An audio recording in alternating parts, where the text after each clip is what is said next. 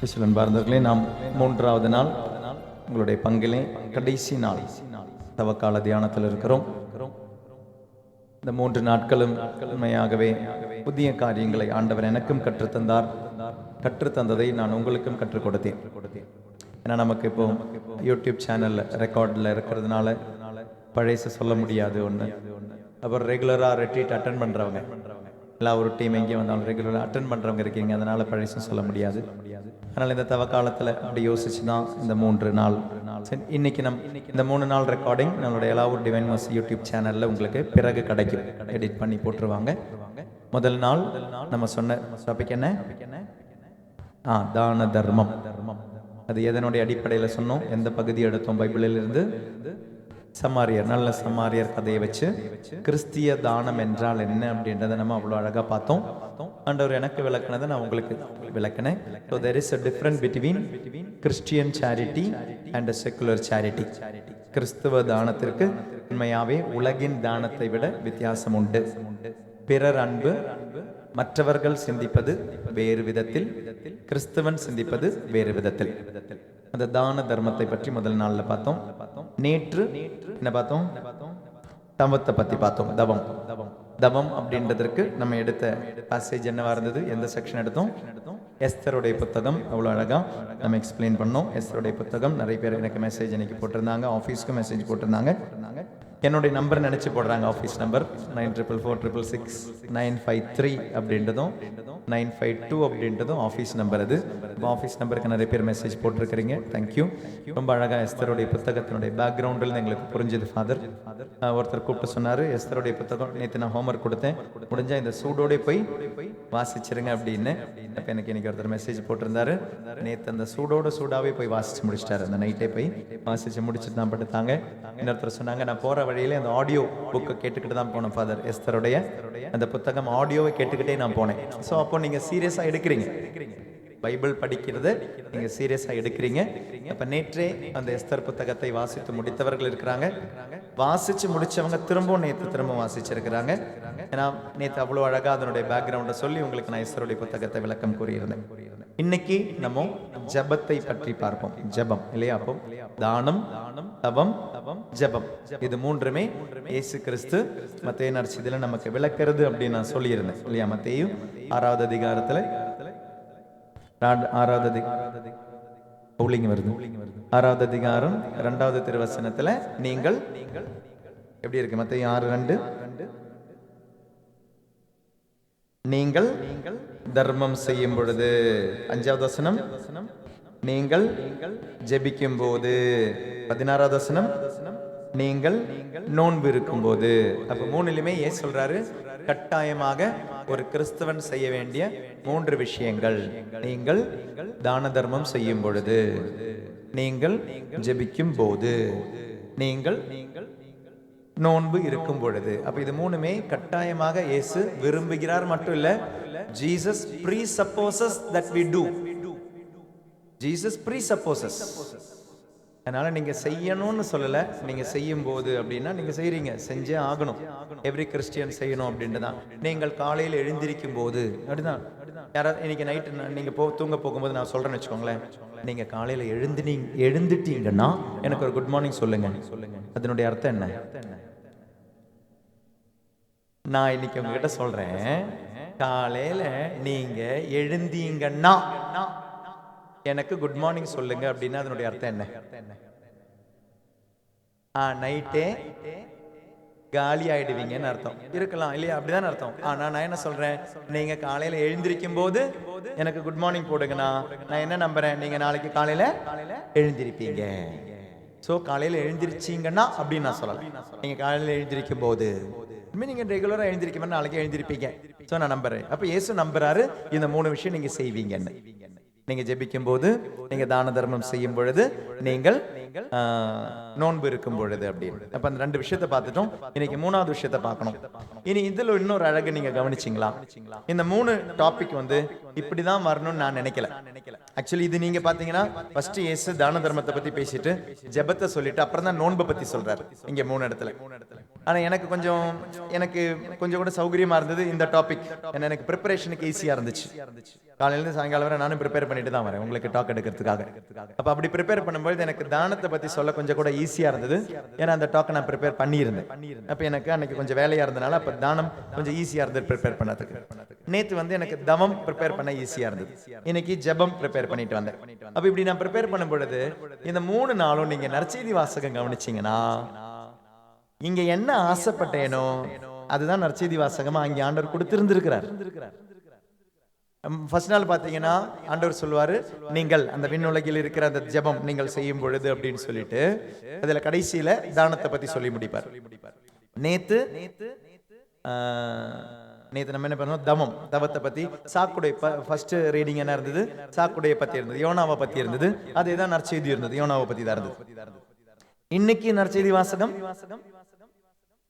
என்னவா இருந்தது, மேத்யூ 6 இல்லையே, மேத்யூ 7ல இருந்தது.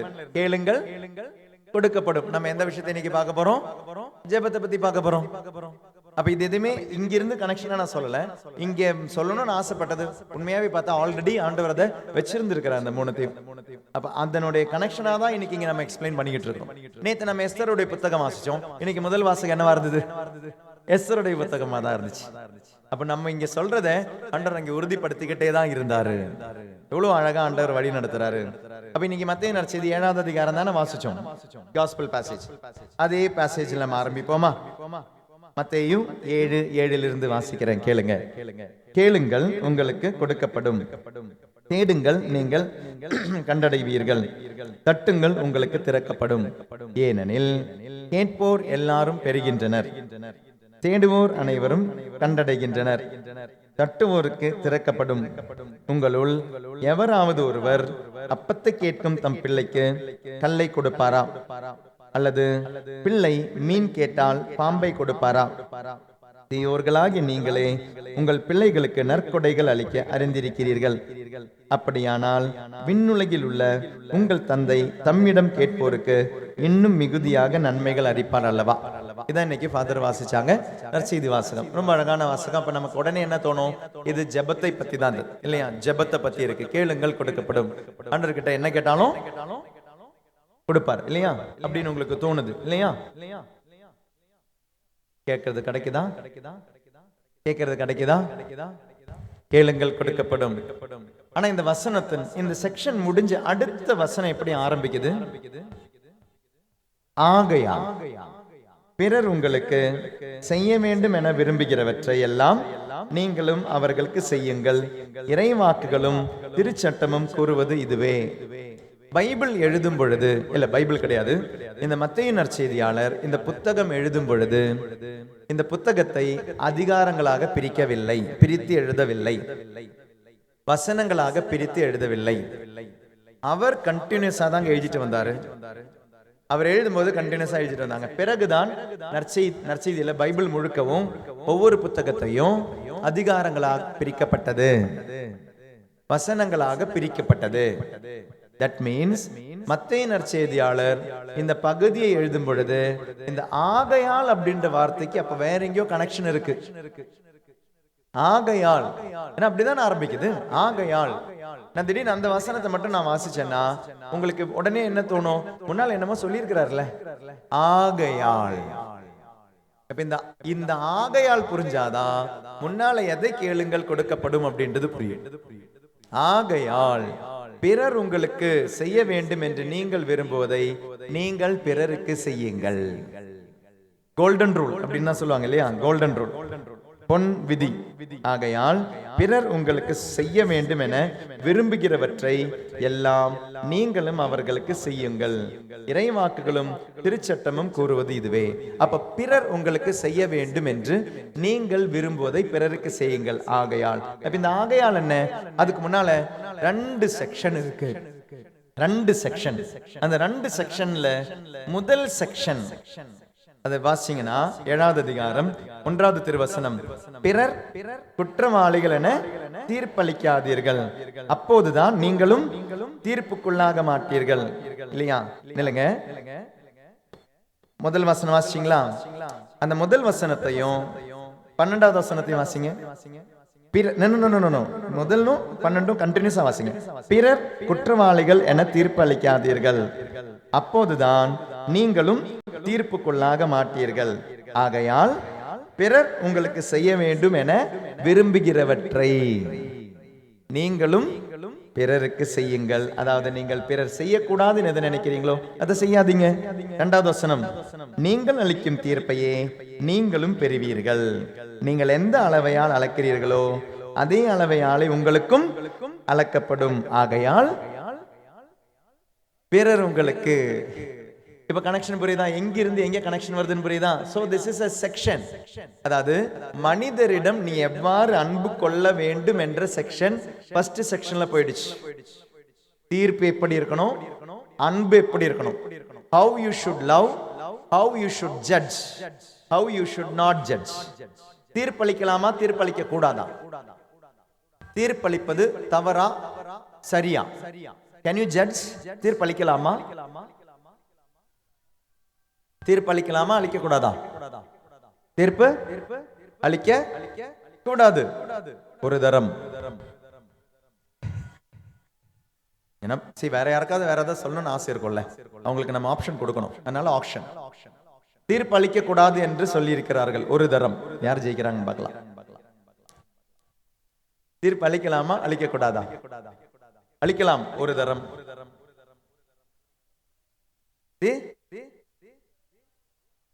நீதிபதியாக இருந்தால் தீர்ப்பளிக்க வேண்டும். சரி, நம்ம யாருமே நீதிபதிகள் இல்ல, நம்ம தீர்ப்பளிக்கலாமா அளிக்க கூடாதா? கூடாது. 2 தரம்.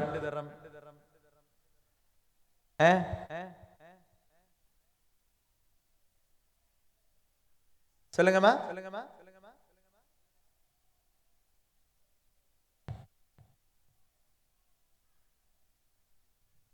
அப்ப நம்ம நல்லா இருந்தா மத்தவங்களை தீர்ப்பளிக்கலாம். நம்மளுடைய குற்றங்கள் எல்லாம் ஏற்றுக்கொண்டு பிறரை தீர்ப்பளிக்கலாம். நான் ஒன் வேர்டு ஆன்சர் கேட்டா நீங்க எஸ்ஏ சொல்றீங்க. தீர்ப்பு அளிக்கலாவா அளிக்க கூடாதான்னு கேட்டேன். அளிக்க கூடாது 3 தரம். சோ அவங்க ஜெயிச்சிட்டாங்க. பைபிள் என்ன சொல்லுது? நீங்க இந்த வசனத்தை வச்சுதான் நீங்க சொல்றீங்க தீர்ப்பு அளிக்க கூடாதுன்னு. ஏன்னா நான் எந்த தீர்ப்பை அளிப்பேனோ அதே தீர்ப்பை நான் பெற்றுக்கொள்வேன். எந்த அளவையால் நான் அளக்கிறேனோ அதே அளவை எனக்கும் அளக்கப்படும் இல்லையா? இதை பார்த்தா நீங்க தீர்ப்பளிக்க கூடாது அப்படின்றீங்க. பைபிள்ல தீர்ப்பளிக்கலாம் அப்படின்னு இயேசு ஒரு இடத்துல சொல்றார். யோவான் நற்செய்தி 8வது அதிகாரம்.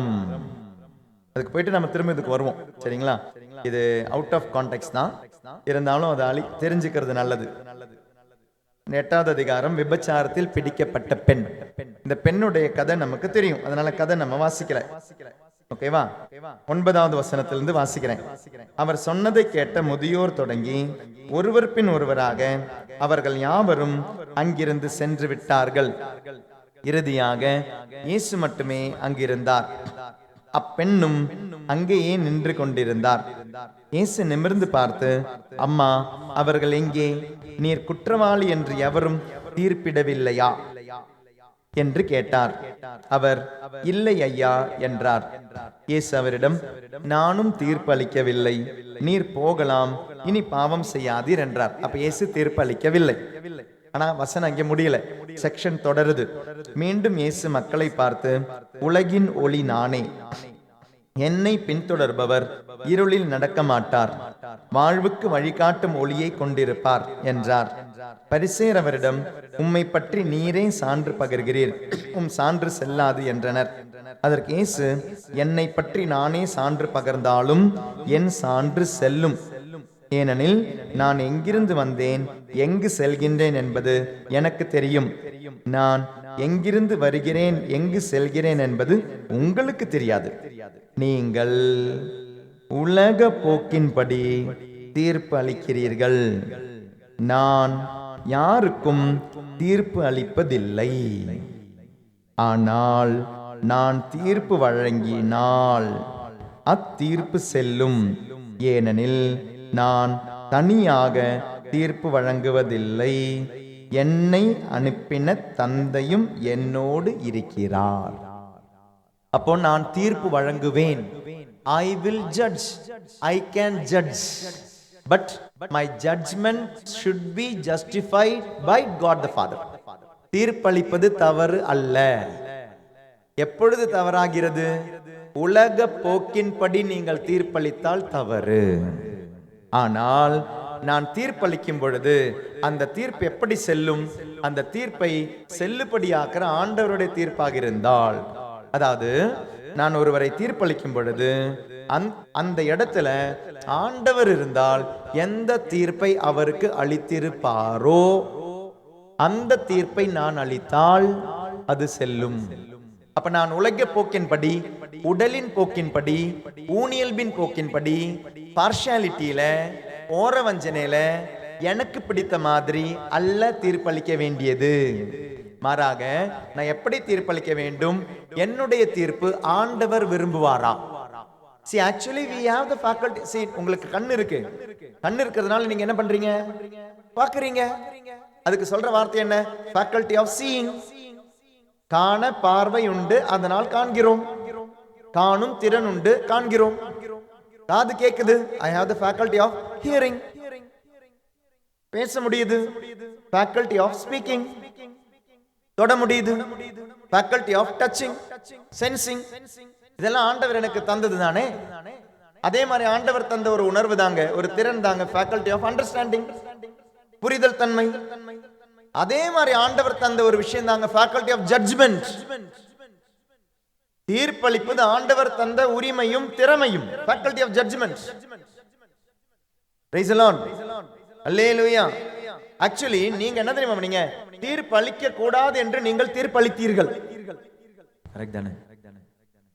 தீர்ப்பளிக்க கூடாது என்று நீங்கள் தீர்ப்பளித்தீர்கள். You made a judgment, that judgment should not be made. Praise the Lord. தீர்ப்பு அளிக்க கூடாது என்று தீர்ப்பளித்தோம் நாம். அப்ப அதுவே நீங்க போட்ட தீர்ப்பு தானே. அதனால தீர்ப்பு அளிக்க கூடாதுன்னு சொல்வது பொய். தீர்ப்பு அளிப்பது எவ்வாறு உறுதி செய்யப்பட வேண்டும்? அந்த தீர்ப்பு என்னுடைய விண்ணக தந்தைக்கு பிடிக்குமா நான் படுத்த தீர்ப்பு? அப்ப உங்களுடைய வீட்டுல, உங்களுடைய குடும்பத்துல எல்லா நேரத்திலையும் எவ்ரி மொமெண்ட், புனித அகஸ்டின் சொல்வாரு, every moment you are under a choice. புனித அகஸ்டின் சொல்ற வார்த்தை, every moment you are under a choice. இதுவா அதுவா, இதுவா அதுவா. இன்னைக்கு கோயிலுக்கு வரும்பொழுது கூட வரணுமா வேண்டாமா நீங்க முடிவெடுத்தீங்க, வேணுமா வேண்டாமா, சாய்ஸ். எவ்ரி செகண்ட் நான் சொன்ன உங்ககிட்ட பைபிள் கொண்டு வாங்க அப்படின்னு, வேணுமா வேண்டாமா நீங்க முடிவெடுத்தீங்க. இனி இப்ப இங்க உட்கார்ந்துகிட்டு இருக்கிறீங்க, கேட்கணுமா, காதால கேட்கணுமா, கண்ணை திறக்கணுமா, கண்ணை மூடிக்கிட்டு இருக்கணுமா, தியானிக்கணுமா, நீங்க தான் யோசிக்கிறீங்க. So every moment you are under a choice. அப்ப எல்லா மொமெண்ட்டும் நம்ம தீர்ப்பு கொடுத்துக்கிட்டே இருக்கிறோம், either எனக்கு ஆர் பிறருக்கு. அதனால தீர்ப்பு அளிக்காமல் நம்மால் இருக்க முடியாது. இல்லனா நீங்க மென்டலி ஹேண்டிகேப்டா ஒரு ஆளா இருக்கணும், மூளை வளர்ச்சி கொண்டே ஒரு ஆளா இருக்கணும், இல்லனா நீங்க கோமா ஸ்டேஜ்ல படுக்கிற பேஷண்டா இருக்கணும். Otherwise, every moment we are taking a choice. Every moment we are making a judgment. தீர்ப்பு கொடுத்து கொண்டே இருக்கிறோம். ஆனால் நான் கொடுக்கும் தீர்ப்பை என் விண்ணக தந்தை உறுதி செய்வாரா? நான் உலக போக்கின்படி தீர்ப்பளிக்கிறேனா, இல்லனா நான் அளிக்கும் தீர்ப்பு என்பது ஆண்டவருக்கு விருப்பமா? நம்ம உலக போக்கின்படி தீர்ப்பளிக்கிறதுனால தாங்க நம்ம பயப்படுறோம். ஏன்னா நம்முடைய தீர்ப்புகளில் இரக்கம் இல்லை, நம்முடைய தீர்ப்புகளில் மன்னிப்பு இல்லை, நம்மளுடைய தீர்ப்புகளில் அன்பு இல்லை என்றால், இப்போ மத்தேயு நற்செய்தி 7வது அதிகாரம் 1வது வசனத்தில் நீங்க வாசிச்சு பாருங்களேன். நீங்கள் அளிக்காதீர்கள், தீர்ப்புக்கு உள்ளாக மாட்டீர்கள், நீங்கள் அளிக்கும் தீர்ப்பையே நீங்களும் பெறுவீர்கள். இதனுடைய பாசிட்டிவ் சைடு நான் சொல்றேன், உங்களுக்கு புரியும். நீங்கள் அளிக்கும் தீர்ப்பையே நீங்களும் பெறுவீர்கள். நல்லா கவனிங்க. ஒரு வாரம் முன்னால உங்களுக்கு எதிராக தப்பு செஞ்ச ஒருத்தரை நீங்க மன்னிச்சீங்க. அதே தப்ப இன்னைக்கு நீங்க செய்றீங்க. இன்னைக்கு ஆண்டவர் அப்ப எப்படி தீர்ப்பிடுவார் உங்களை? ஒரு வாரம் முன்னால ஒரு தப்ப ஒருத்தர் உங்களுக்கு எதிராக செஞ்சாங்க, அந்த தீர்ப்பை நீங்க எப்படி தீர்ப்பிட்டீங்க? போனா போதுன்னு மன்னிச்சு விட்டுட்டீங்க. இப்ப இன்னைக்கு நீங்க அதே தப்ப செஞ்சீங்க. இப்ப ஆண்டவர் உங்களை எப்படி தீர்ப்பிடுவார்? அப்போ மன்னிப்பார். நீங்கள் அளிக்கும் தீர்ப்பையே நீங்களும் பெறுவீர்கள். நீங்கள் அளக்கும் அளவையாலே உங்களுக்கு அளக்கப்படும். அப்ப உங்களுடைய தீர்ப்பில் மன்னிப்பு இருந்தால் ஆண்டவர் உங்களுக்கு கொடுக்கும் தீர்ப்பில், நீங்கள் அளிக்கும் தீர்ப்பில் இரக்கம் இருந்தால் ஆண்டவர் உங்களுக்கு அளிக்கும் தீர்ப்பில் இரக்கம் இருக்கும். நீங்கள் அளிக்கும் தீர்ப்பில் அன்பு இருந்தால் ஆண்டவர் உங்களுக்கு அளிக்கும் தீர்ப்பில், அப்ப தீர்ப்பிடுவது பாசிட்டிவ் தானுங்க, நல்லது தானுங்க. நீங்கள் எந்த அளவையால் அளக்கிறீர்களோ அதே அளவையால் அளக்கப்படும். இப்ப பாத்தீங்களா? ஆகையால், அப்ப 12வது வசனம் இப்ப புரியும். ஆகையால் பிறர் உங்களுக்கு செய்ய வேண்டும் என்று நீங்கள் விரும்புவதை நீங்கள் பிறருக்கு செய்யுங்கள். அப்ப ஃபர்ஸ்ட் செக்ஷன் ஃபுல்லா it is a relationship between humans. மனிதர்களுக்கும் இருக்கும் உறவு. மனிதர்களுக்கும் இருக்கும் உறவுல 1வது வசனத்திலிருந்து 6வது வசனம் வர முடியும் பொழுது அதனுடைய கண்டினியூட்டி 12வது வசனம். 2வது செக்ஷன் இது 7வது வசனத்திலிருந்து 11வது வசனம். அது என்ன relationship? It is a relationship with God. கடவுளோடு உள்ள உறவு. கடவுளோடு உறவை பத்தி சொல்லுது. அதுல நீங்கள் எந்த உறவை நீங்கள் கடைபிடிக்க போறீங்க? How are you going to judge God? ஆண்டவரை நீங்க எப்படி ஜட்ஜ் பண்ண போறீங்க? இன்னைக்கு சில டைம் நம்ம ஆண்டவரை ஜட்ஜ் பண்றோங்க. ஜட்ஜ் பண்றதுனால தான் ஒன்னெல்லாம் ஆண்டவர் கூட சேர்ந்து நிக்கிறோம். ஜட்ஜ் பண்றதுனால தான் ஆண்டவர் விட்டு விலகியும் போறோம். ஆண்டவரே, நீங்க எனக்கு இதை நல்லதை செஞ்சு தந்தீங்க, அதனால நான் கூட நிக்கிறேன். Praise the Lord. ஆண்டவரே, நீங்க எனக்கு இந்த நல்லது செஞ்சு தரல, அதனால நான் கூட நிக்க மாட்டேன். Curse the Lord. அன்பு செய்வதற்கும் ஆண்டவரை விட்டு விலகுவதற்கும் நான் முடிவெடுக்கிறேன். I am taking a choice. ஆகையால் பிறர் உங்களுக்கு, இந்த பிறர்ல இப்ப யார் வந்துட்டாங்க? இப்போ கடவுள் இருக்கிறார். முன்னால யார் இருந்தாங்க? மனுஷர் தான். இந்த செக்ஷன்ல இப்ப பிறரை பாருங்களேன். ஆகவே ஆண்டவர் உங்களுக்கு என்ன செய்ய வேண்டும் என்று நீங்கள் விரும்புகிறீரோ அதை நீங்கள் ஆண்டவருக்கு செய்யுங்கள். ஆண்டவர் உங்களை அன்பு செய்யணும்னு நினைக்கிறீங்களா? அப்ப நீங்க ஆண்டவர் என்ன செய்யணும்? ஆண்டவர் உங்களை மன்னிக்கணும்னு நினைக்கிறீங்களா? அப்போ ஆண்டவர் உங்களுக்கு துரோகம் செஞ்சிட்டாரு நீங்க நினைச்சீங்கன்னா ஆண்டவரை மன்னிச்சிருங்க. ஆண்டவர் உங்களை ஆசீர்வதிக்கணும்னு நினைக்கிறீங்களா? should God need to bless you? அப்ப ஆண்டவரை bless பண்ணுங்க. praise the Lord சொல்லுங்க. praise the Lord. அல்லேலூயா, அல்லேலூயா. அப்ப இந்த கேளுங்கள் கொடுக்கப்படும் அப்படின்ற வார்த்தை பொருட்கள் மட்டும் கிடையாதுங்க, உறவு கூட தான். அப்ப சில இடங்களை நீங்க என்ன பண்ணணும் தெரியுமா? ஜெபம் என்பது கடவுளோடும் மனிதரோடும் உள்ள உறவு. சில இடங்களை போய் கேளுங்க, உங்களுக்கு அது கொடுக்கப்படும் அந்த உறவு. சில இடங்கள்ல போய் அவங்க கதவை மூடி இருப்பாங்க, தட்டுங்க, உங்களுக்கு திறக்கப்படும் அது. சில இடங்கள்ல சில மனிதர்களிடையே நீங்கள் போய் தேடுங்க, உங்களுக்கு கிடைக்கும். மனிதர்கள் கிட்ட நீங்க எழுந்தது மனிதர்கிட்ட தான் போய் கேட்கணும், மனிதர்கிட்ட தான் நீங்க போய் தேடணும். நீங்க யாராவது விதிச்சிருப்பீங்க, நீங்க யாராவது தண்டிச்சிருப்பீங்க, யாருக்கு முன்னாலும் நீங்க தீர்ப்பிட்டு இருப்பீங்க. அப்ப உங்களுடைய வாழ்க்கையில நீங்க எங்க தொலைச்சிங்களோ அங்க தேடணும். நீங்க எங்க நீங்க இழந்தீங்களோ அங்க தேடணும். எந்த வாசல் உங்களுக்காக மூடப்பட்டதோ அந்த வாசலை போய் தட்டி பாருங்க. சாரி மா, சாரிமா அண்ணா, சாரிண்ணா, எங்க சாரிங்க அம்மா, சாரிமா, தட்டி பாருங்க, திறக்கப்படும். ஆகையால் மத்தவங்க வந்து உங்ககிட்ட சாரின்னு கேட்கணும் நீங்க நினைக்கிற ஒரு ஆளா இருந்தா நீங்க போய் தட்டுங்க, ஒரு நாள் அது திறக்கப்படும். நீங்க போய் தேடுங்க, ஒரு நாள் உங்களுக்கு கொடுக்கப்படும். நீங்க போய் தேடுங்க, ஒரு நாள் நீங்கள் அதை கண்டடைவீர்கள். அப்ப மனிதரோடு உள்ள உறவும் கடவுளோடு உள்ள உறவும் தான் ஜெபம். மனிதரோடு உள்ள உறவும் கடவுளோட, ஜெபம் என்பது உறவு.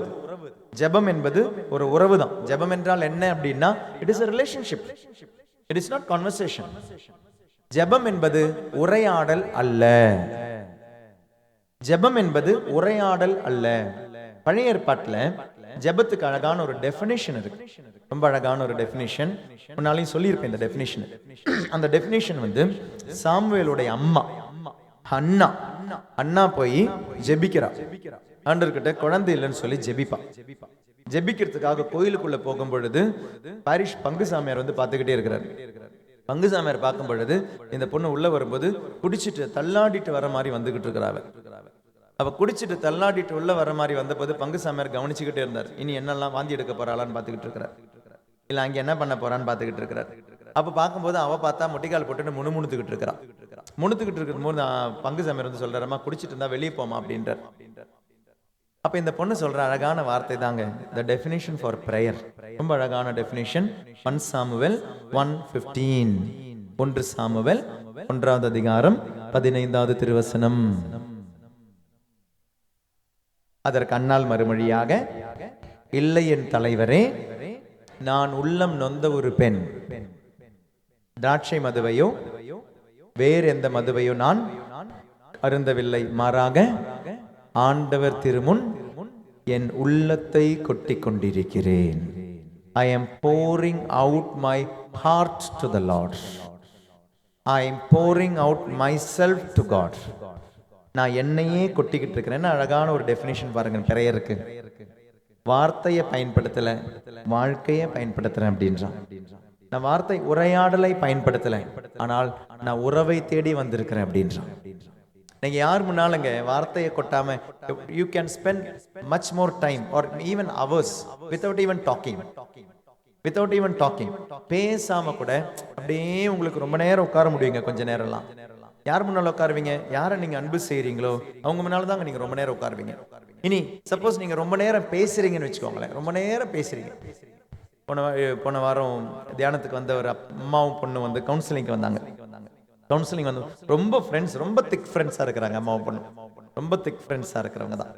அப்போ அந்த அம்மாவும் பொண்ணு சொல்றாங்க, ஃபாதர், நாங்க பேச உட்கார்ந்தோம்னா சில டைம் 2 மணி நேரம், 3 மணி நேரம், 7 மணி நேரம் வரை பேசிக்கிட்டு இருந்திருக்கிறோம் ஃபாதர் அப்படின்றாங்க. எனக்கு அதிசயமா இருந்தது அந்த பொண்ணை பார்க்கும்பொழுது. இப்படியும் பொண்ணுங்க இப்ப இருக்கிறாங்களே அப்படின்னு. அம்மாவும் பொண்ணும் பேசிக்கிட்டே இருக்கிறாங்க. 7 மணி நேரம் பேசின நாட்கள் இருக்கு ஃபாதர்.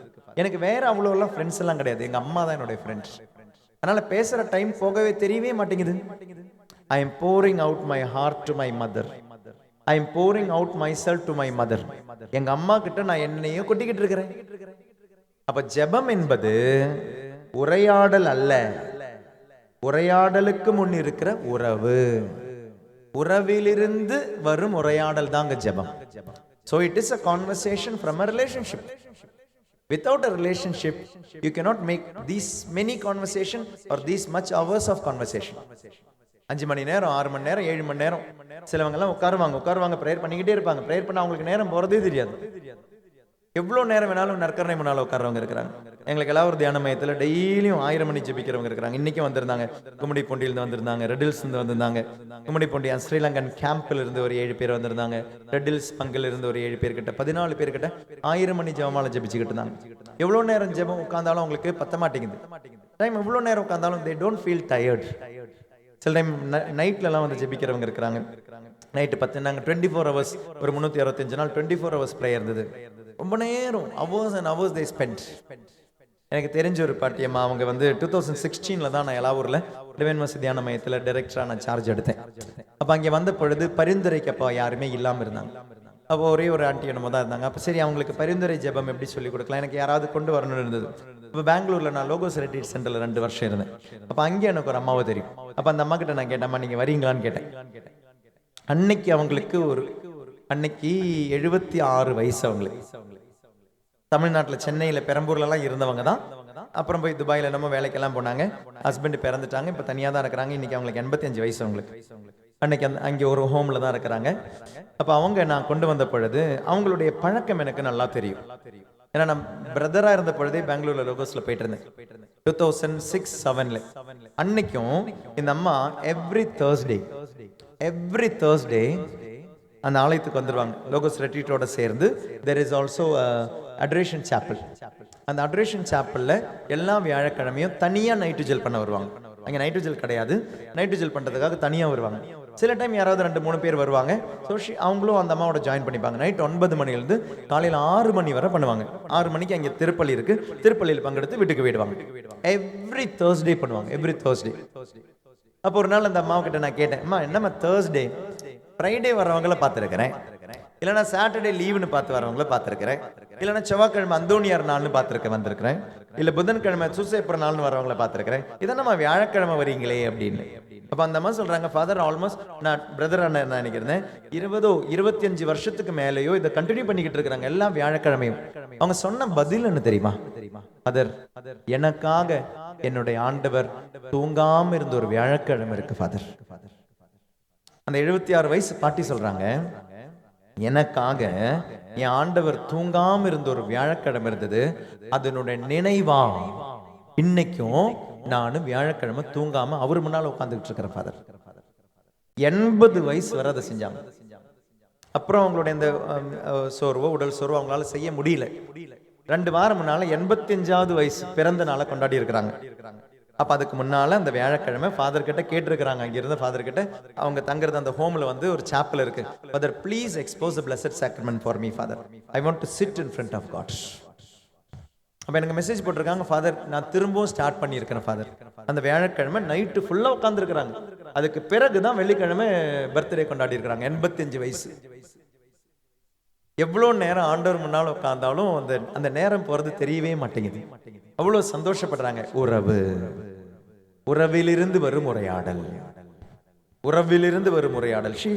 ரோசி ஆண்டி அவங்க பேர். அவ்வளவு சந்தோஷமா ஆண்டவர் முன்னால் உட்காராங்க. உறவிலிருந்து வரும் உரையாடல்.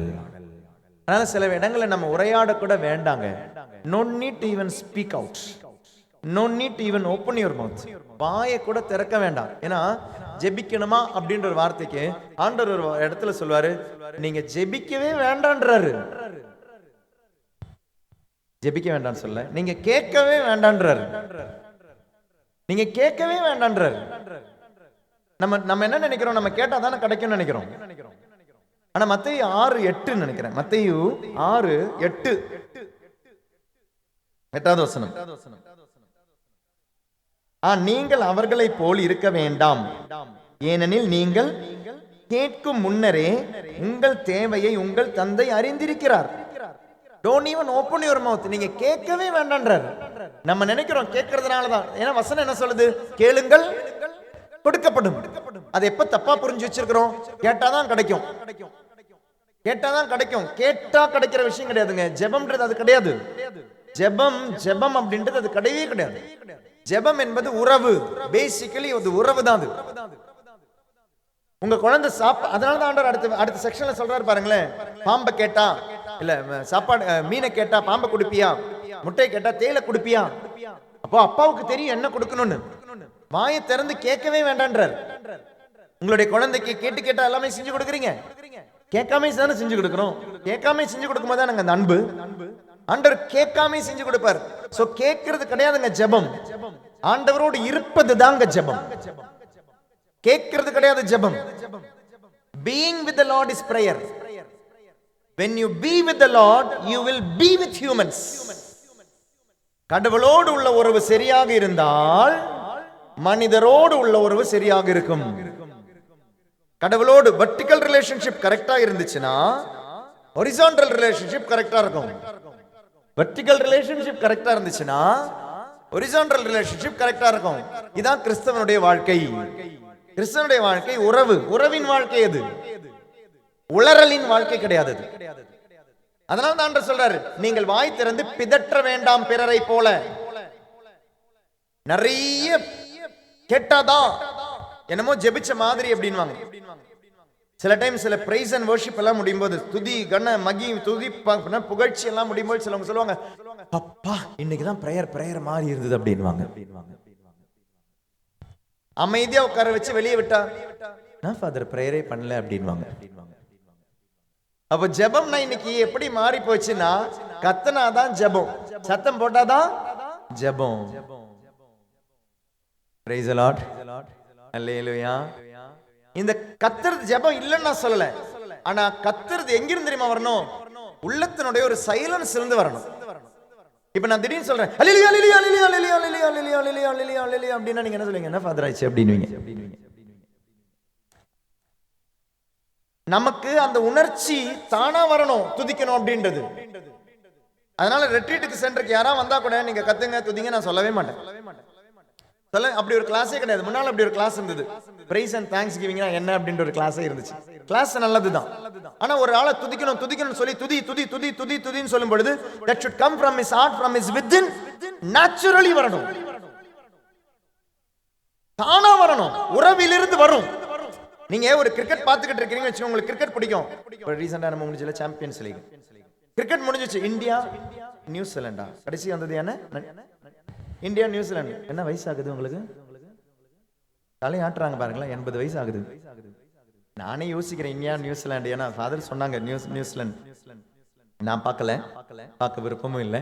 அப்ப நியூசிலாந்து, இந்தியா நியூசிலாந்து. சப்போஸ் இந்தியாவுடைய அந்த ஏதோ ஒரு மனுஷன், ஏதோ ஒரு வீரர், விளையாட்டு வீரர், கடைசி பந்துங்க, கடைசி பந்து 5 ரன் எடுத்தா டிரா ஆயிடும், 6 ரன் எடுத்தா ஜெயிச்சிருவாங்க அப்படின்னா, நம்ம இந்தியா நியூசிலாந்து விட்டுருங்க, இந்தியா பாகிஸ்தான் இருந்தால் நமக்கு ரசகரமா இருக்கும் இல்லையா? அந்த இந்தியா பாகிஸ்தான்ல அப்போ நம்மளுடைய அந்த கடைசி பால்ல 6 அடிச்சா ஜெயிப்பான் அப்படின்ற நிலைமையில இங்க இந்த பேட்டை வச்சுக்கிட்டு இருக்கிறாரு வச்சுக்கோங்க, தோனின்னு வச்சுக்கோங்க, அவர் தான் அடிக்கிறாரு 6 எல்லாம் கடைசி பால்ல வச்சுக்கிட்டு இருக்கிறாரு. நம்ம ஆண்டவர் கிட்ட ப்ரேயர் பண்ணிட்டே இருப்போம், ஐயோ 6. அப்ப மெதுவா அந்த உணர்ச்சி மேல போய் அந்த ஆள் அங்கிருந்து பாலிங் போடுறதுக்காக பவுலர் வரான், அவன் போடுற ஒவ்வொரு அந்த ஸ்டெப்பு அவ்வளோ கவனிப்போம். அவன் போட்டான், இவன் தூக்குனான், அந்த பால் பவுண்டரியில இப்படி போகுது, அந்த உணர்ச்சி வசப்படலைங்க. அது தப்பு கிடையாது. சும்மா எல்லாத்துக்குமே நம்ம இப்படி அப்படின்னா பைத்தியம் அப்படின்வாங்க. உறவிலிருந்து வர உரையாடல் அது ஜெபம் என்பது. அது so using your body when you are praying, it should come from within. உறவிலிருந்து உரையாடல் வரணும். இல்லாத உரையாடல் எல்லாமே விக்கிரக ஆராதனை தான். உறவில்லாமல் நீங்கள் செய்யும் எல்லா உரையாடலும், உறவில்லாமல் செய்யும் எல்லா உரையாடலும் ஐடல் வர்ஷிப். நற்கருணை ஆண்டவரை இங்கு வீட்டு எழுப்பு இந்த பலிபீடத்திலே எக்ஸ்போஸ் பண்ண பிறகும், even in front of the blessed sacrament you can make idol worship. எப்படி? கடவுளோடு உள்ள உறவும் சரியில்லை, மனுஷனோடு உள்ள உறவும் சரியில்லை, கடவுள்கிட்டயும் சண்டை, மனுஷன்கிட்டயும் சண்டை. கடவுள்கிட்ட சண்டை என்ன? பாவம். மனுஷன்கிட்ட சண்டை என்ன? துரோகம். இதெல்லாமே செஞ்சுட்டு இங்க நீங்க அல்லேலூயா பிரைஸ் தி லார்ட், ஆண்டவரே என்ன சொன்னாலும் ஆண்டவர் சொன்னாரு, கோயிலை விட்டு ஃபர்ஸ்ட் வெளியே போனார்.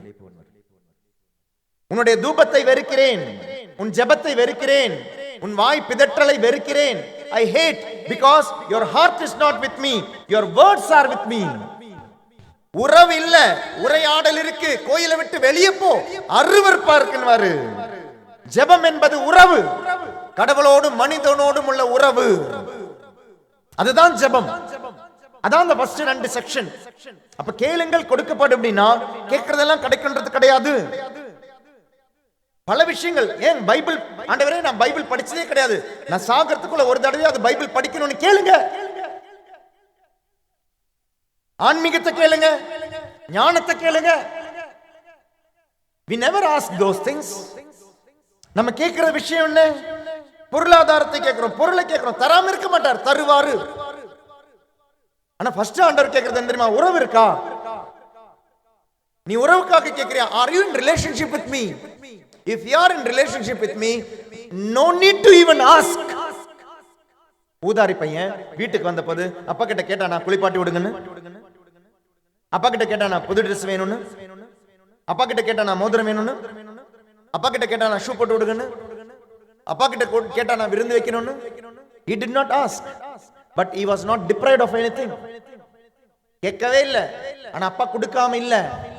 கேட்கவே இல்ல, ஆனா அப்பா கொடுக்காம இல்ல. he did not ask, but he was not deprived of anything. then what is prayer?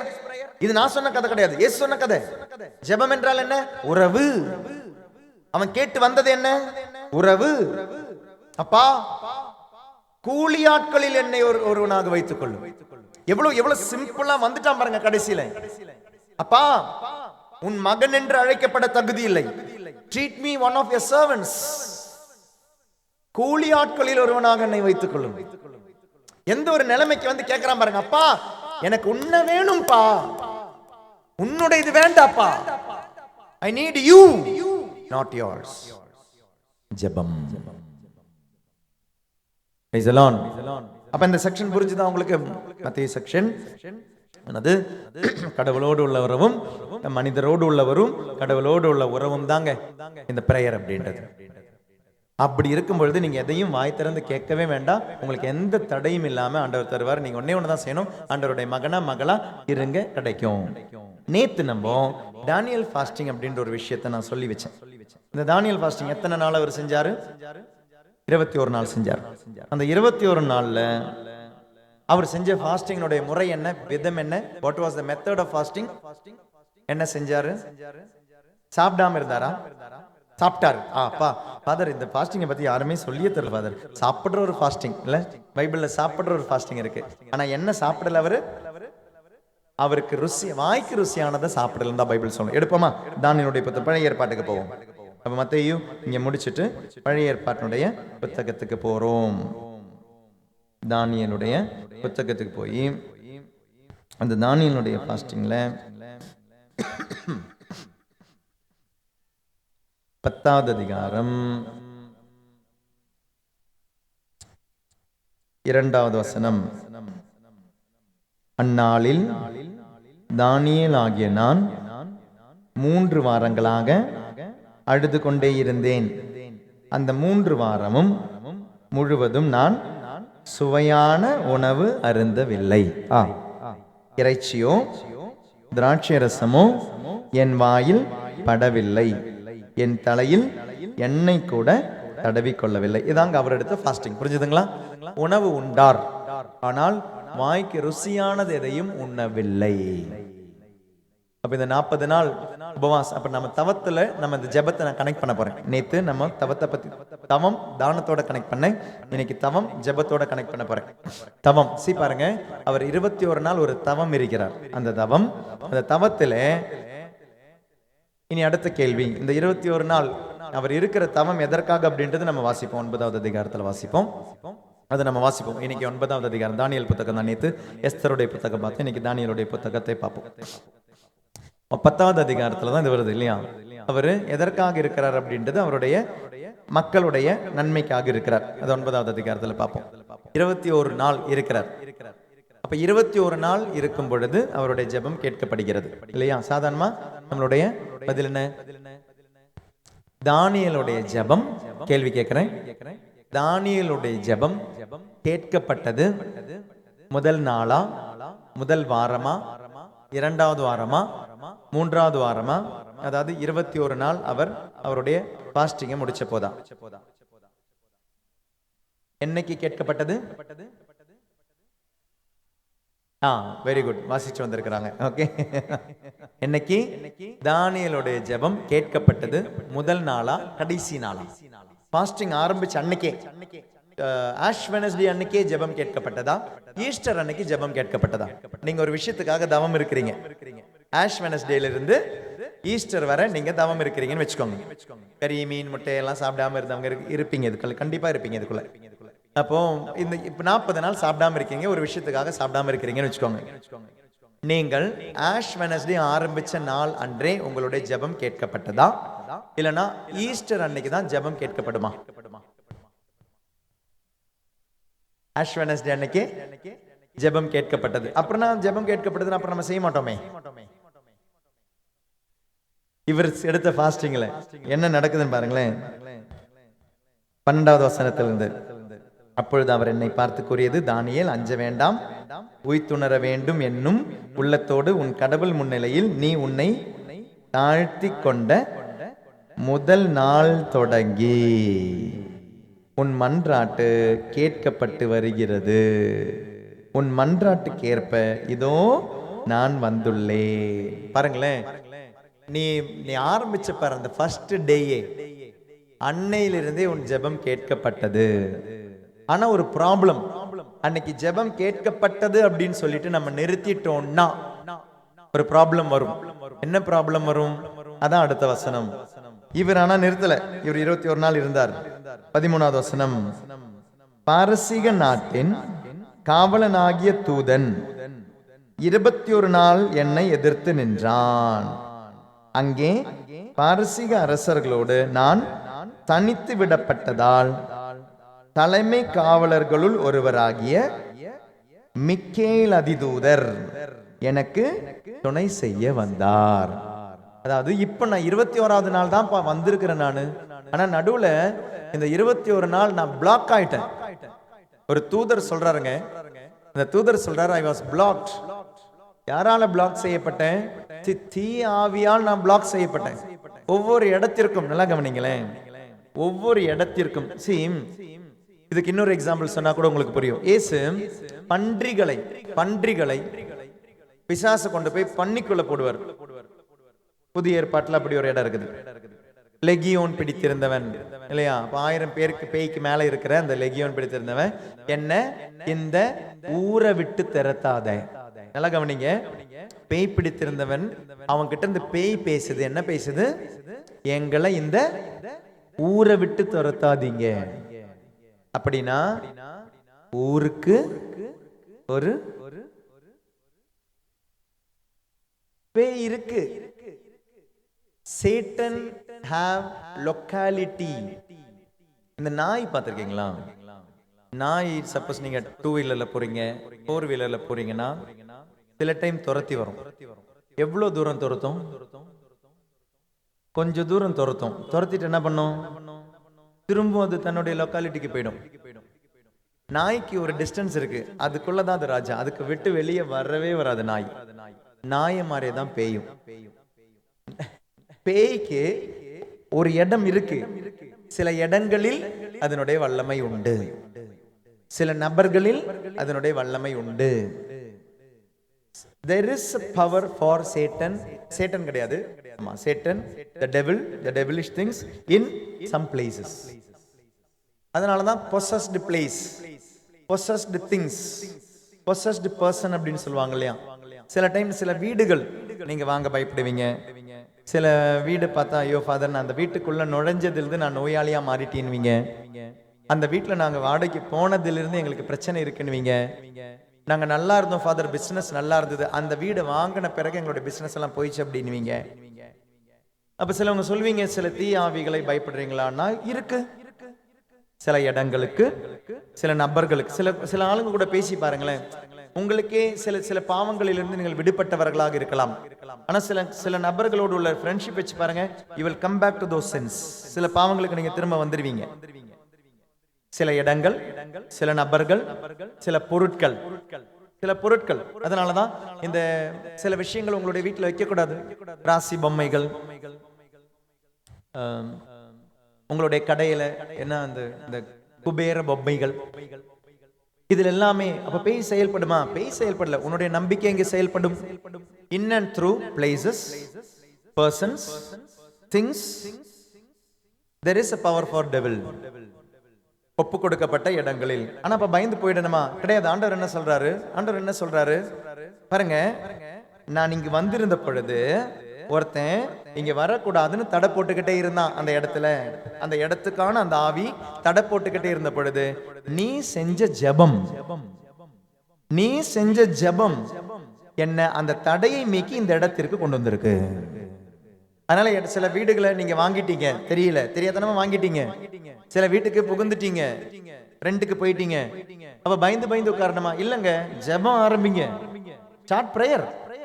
பாஸ்டிங்க்கு, அந்த நோன்பிற்கு நேத்து நம்ம பார்த்தோம், தவத்திற்கு, நோன்பிற்கு அதனுடைய வல்லமை உண்டு. நோன்பிற்கு, ஜெபத்திற்கு வல்லமை உண்டு என்றால் உங்களுடைய ஜெபம், உங்களுடைய நோன்பு, உங்களுடைய தவங்கள் சில இடங்களில் இருக்கும் தீய சக்திகளை, சில நபர்களில் இருக்கும் தீய சக்திகளை, உங்க வீட்டுல வாழ்ற உங்களுடைய கணவனா இருக்கலாம், மனைவியா இருக்கலாம், உங்களுடைய பிள்ளைகளா இருக்கலாம், தீய சக்தியினுடைய தூண்டுதலிலும் பிடித்திலும் இருக்கிறவங்க இருக்கலாம். எவ்வளவு குடிப்பழக்கத்தில் இருக்கிறவங்க இருக்கலாம், போதை பழக்கங்கள் இருக்கிறவங்க இருக்கலாம், சிலவங்க இந்த மணி லாண்டரிங்ல இருக்கிறவங்க இருக்கலாம், பணத்தை எவ்வளவு சொன்னாலும் செலவழிச்சுக்கிட்டே இருக்கிற பையன் இருக்கலாம், பொண்ணு இருக்கலாம். Spirit of lust, spirit of gluttony, சாப்பிட்டுக்கிட்டே இருப்பான், எவ்வளவுதான் சொன்னாலும் கேட்க மாட்டான். இதெல்லாமே ஈவில் ஸ்பிரிட் தான். ஹோட்டல்ல இருந்தே தான் வாங்கி சாப்பிடுவாங்க. நீங்க சமைச்சு வைப்பீங்க, ஆனா சாப்பிட மாட்டாங்க. நீங்க சமைச்சு வைப்பீங்க, டேஸ்ட் இல்லைன்னு வாங்க. Spirit of gluttony, spirit of lust. உங்களுக்கே தெரியாது, உங்களுடைய பையன் ஏதாவது மூலையில உட்கார்ந்து நோண்டிக்கிட்டு இருப்பான், மொபைல நோண்டிக்கிட்டு இருப்பான். அவன் பார்க்கறது போனோகிராஃபியா இருக்கலாம், ப்ளூ ஃபிலிமா இருக்கலாம், தெரியல இருக்கலாம். Could be spirit of lust. வீட்டுக்குள்ள நீங்க என்ன நினைக்கிறீங்க? வீட்டை கதவை சாத்திட்டா உங்க பையன் சேஃபா இருக்கிறான்னு நினைக்கிறீங்க. பேய் கையில இருக்குது. சாத்துறதுனால கிடையாது. இப்ப இன்னைக்கு பேய் எல்லாம் வெளியே கிடையாது, எல்லாத்தையும் உள்ள வச்சுட்டு அழகா பூட்டி இருக்கிறோம் வெளியே போகாத மாதிரி. அதனால ஒரு பேய்க்கு இன்னைக்கு வெளியே போக முடியல, எல்லா பேயும் உள்ள வச்சு பூட்டி வச்சிருக்கிறோம். Spirit of lust, spirit of gluttony, spirit of argument. சில வீட்டுல இருக்கிற ஆர்கியூமெண்ட், நீ சரியா நான் சரியா, கணவன் மனைவிக்குள்ள இருக்கிற ஆர்கியூமெண்ட், ஸ்பிரிட் ஆஃப் ஆர்கியூமெண்ட். அது ஸ்பிரிட் தான் அது. சில டைம் நம்ம நினைக்கிறோம் கத்தோலிக்கர்கள் புரோட்டஸ்டன்ட்ஸ் ஆர்கியூ பண்ணா நம்ம கத்தோலிக்கர் ஜெயிச்சிருவோம். தயவு செய்து ஆர்கியூ பண்ண போகாதீங்க. Argument is a spirit of argument, evil spirit. நீங்க பைபிளே ஆர்கியூ பண்ணாலும் அது argument, spirit of argument. Why you should argue with persons? ஒரு ஆளுக்கு எக்ஸ்பிளைன் பண்ணி கொடுங்க, தப்பு கிடையாது. கம்யூனிகேஷன் கொடுங்க, தப்பு கிடையாது. இருந்த அந்த ஆள் ஏத்துக்கலையா, நான் தான் சரின்னு போய் அவங்க கிட்ட போய் சண்டை போட வேண்டாம். உங்க வீட்டுல இருந்து பிரிஞ்சு போனவங்க இருப்பாங்க, பல வேற்று சபைகளுக்கு போனவங்க இருக்கிறாங்க. ஒரு வீட்டுக்கு போனா இன்னைக்கு இன்டர் ரிலிஜியஸ் டயலாக், வெளியே போகவே வேண்டாம். கணவன் இந்து, மனைவி கேத்தலிக், பையன் ஏஜி, பொண்ணு அவன் கல்யாணம் பண்ணது முஸ்லீம், எல்லாமே ஒரே வீட்டுக்குள்ள இருக்கும். இன்டர் ரிலிஜியஸ், இன்டர் எக்யூமெனிசம் எல்லாமே வீட்டுக்குள்ளே இருக்கும். என்ன பண்றது? இந்த ஸ்பிரிட்டை துவைக்கணும் அப்படின்னா, தொலைச்சு போடணும்னா ஆரம்பிங்க நோன்பு, ஆரம்பிங்க தவம், ஆரம்பிங்க ஜெபம். முதல் நாளே உன் ஜெபம் கேட்கப்பட்டு விட்டது, ஆஷ் வெட்னஸ்டே அன்னைக்கே. ஆனா அன்னைக்கே நீங்க நிறுத்திட்டீங்கன்னா, அன்னைக்கு நீங்க நினைச்சீங்க மீன் கறி முட்டை எல்லாம் சாப்பிட மாட்டேன்னு முடிவெடுத்தீங்க. ஒரு வாரத்துக்கு அந்த பக்கமா போகும்போது தான் பாய் கடை நல்லா ஸ்மெல் வருது. யாரும் பார்க்கல, யாருமே பார்க்கல. நான் வேற ஏதோ ஊர்ல இருக்கிறேன், யாருமே பார்க்கல. சாப்பிடணும்னு தோணும், மூக்கு உடம்பு இழுக்குது. உடலின் படி இப்ப நீங்க தீர்ப்பிட போறீங்க, உடலின் படி தீர்ப்பிட போறீங்க. என்ன தீர்ப்பிடலாம்? ஆண்டவர் இரக்கம் உள்ளவர். நான் ஒரு நாள் இப்ப சிக்கன் பிரியாணி சாப்பிட்றதுனால அவர் என்ன கோவப்பட்ட போறார்? எங்க ஆண்டவர் கேட்கலங்க நீங்க சிக்கன் பிரியாணி சாப்பிடக்கூடாதுன்னு, ஆண்டவர் கேட்கலங்க நீங்க மட்டன் பிரியாணி சாப்பிடக்கூடாதுன்னு, ஆண்டவர் கேட்கலங்க நீங்க முட்டை சாப்பிடக்கூடாதுன்னு. இட்ஸ் நாட் ஃபார் ஆண்டவர் we are doing, it is not for ஆண்டவர். கடவுளுக்காக ஆண்டவருக்காக செய்ய வேண்டாம். ஆண்டவர் இதை கேட்கவே கிடையாது. என்னுடைய பாவத்துக்காக செய்யறேன், என்னுடைய இனத்திற்காக செய்யறேன், என்னுடைய குடும்பத்துக்காக செய்யறேன். அது தியாகமா இருக்கலாம், பரிகாரமாக இருக்கலாம். ரெண்டு விதத்திலையும் செய்த பாவத்திற்கு பரிகாரமாக இருக்கலாம், பிறருடைய பாவத்திற்கு தியாகமாக இருக்கலாம். அது நீங்க ஒரே வார்த்தையில நிறுத்திட்டீங்கன்னு வச்சுக்கோங்க. ஒரு சிலவங்க வந்து சில தியானத்துல அட்டெண்ட் பண்ணுவாங்க, தியானம் முடிஞ்சிட்டு சில மாற்றங்கள் ஏற்பட்ட உடனே என்ன நினைச்சிருவீங்க? நீங்க பிரேயரை நிறுத்திடுவீங்க. உங்களுடைய ஜெபம் எவ்வளவு சுயநலமானதுன்னு கூட சொல்றேன். நான் ஃபர்ஸ்ட் நாள் சொன்னேன், இரக்கம் என்பது என்ன? பிறருடைய வேதனையை என்னுடைய வேதனையாக கண்டு பிறருக்கு உதவி செய்வதுதான் இரக்கம். அதை ஜெபத்தோட இன்னைக்கு கனெக்ட் பண்றேன், கவனிங்க. பிறருடைய வேதனையை என்னுடைய வேதனையாக கண்டு அவருக்கு உதவி செய்வதுதான் ஸ்பிளாங்க்னா, இரக்கம். நல்ல சமாரியர் செய்தது. இன்னொரு விஷயம் சொல்றேன், உங்களுக்கு கல்யாணம் ஆகாத வயசுல நீங்க என்ன ஜெபிச்சீங்க? கல்யாணம் ஆகணும்னு ஜெபிச்சீங்க. கல்யாணம் ஆன பிறகு அந்த ஜெபத்தை நிறுத்திட்டீங்க. இன்னைக்கு உங்களுக்கு கல்யாணம் ஆகி 40 வருஷம் ஆகுது. கல்யாணம் ஆகாதவங்களுடைய வேதனை இன்னைக்கு உங்களுக்கு இல்லவே இல்லை. You never prayed for unmarried persons. ஆனா நீங்க ஒரு நாள் கடந்து போனீங்க இந்த வேதனையில. But now you stopped praying for, ஜெபிக்கிறதை நிறுத்திட்டீங்க. இன்னைக்கு உங்களுக்கு கல்யாணம் ஆச்சு, அதனால அந்த வேதனையை நீங்க மறந்துட்டீங்க. ஏன் அந்த வேதனை ஆண்டவர் தந்தார்? 1 வருஷம் 2 வருஷம் 3 வருஷம் 4 வருஷம் உங்களுடைய கல்யாணம் நடக்கல. கல்யாணம் நடக்காத போது நீங்க ஜெபிச்சீங்க. இப்ப அந்த ஜெபத்தை நிறுத்திட்டீங்க. உங்களுக்கு இரக்கமே இல்லை. இப்ப உங்களுடைய தீர்ப்பு எவ்வளவு தப்பா இருக்கு பாருங்க. உங்களுக்கு கல்யாணம் ஆச்சு, ஜெபத்தை நிறுத்திட்டீங்க. இந்த உலகத்துல கல்யாணம் ஆகாத எத்தனை பேர் இருக்கிறாங்க? ஏன் நீங்க ஜெபிக்கல? ஏன் நீங்க ஜெபத்தை நிறுத்தினீங்க? இனி கல்யாணம் ஆன பிறகு நீங்க என்ன, யார் எதுக்காக ஜெபிச்சீங்க? குழந்தைக்காக ஜெபிச்சீங்க. 1 வருஷம் 2 வருஷம் 3 வருஷம் 4 வருஷம் 5 வருஷம் குழந்தை இல்ல, குழந்தைக்காக ஜெபிச்சீங்க. குழந்தை பிறந்த உடனே எதை நிறுத்திட்டீங்க? அந்த ஜெபத்தை நிறுத்திட்டீங்க. இன்னைக்கும் குழந்தை இல்லாத எத்தனையோ பேர், ஆயிரக்கணக்கானவங்க, லட்சக்கணக்கானவங்க இந்த உலகத்துல இருக்காங்க. Why did you stop praying for them?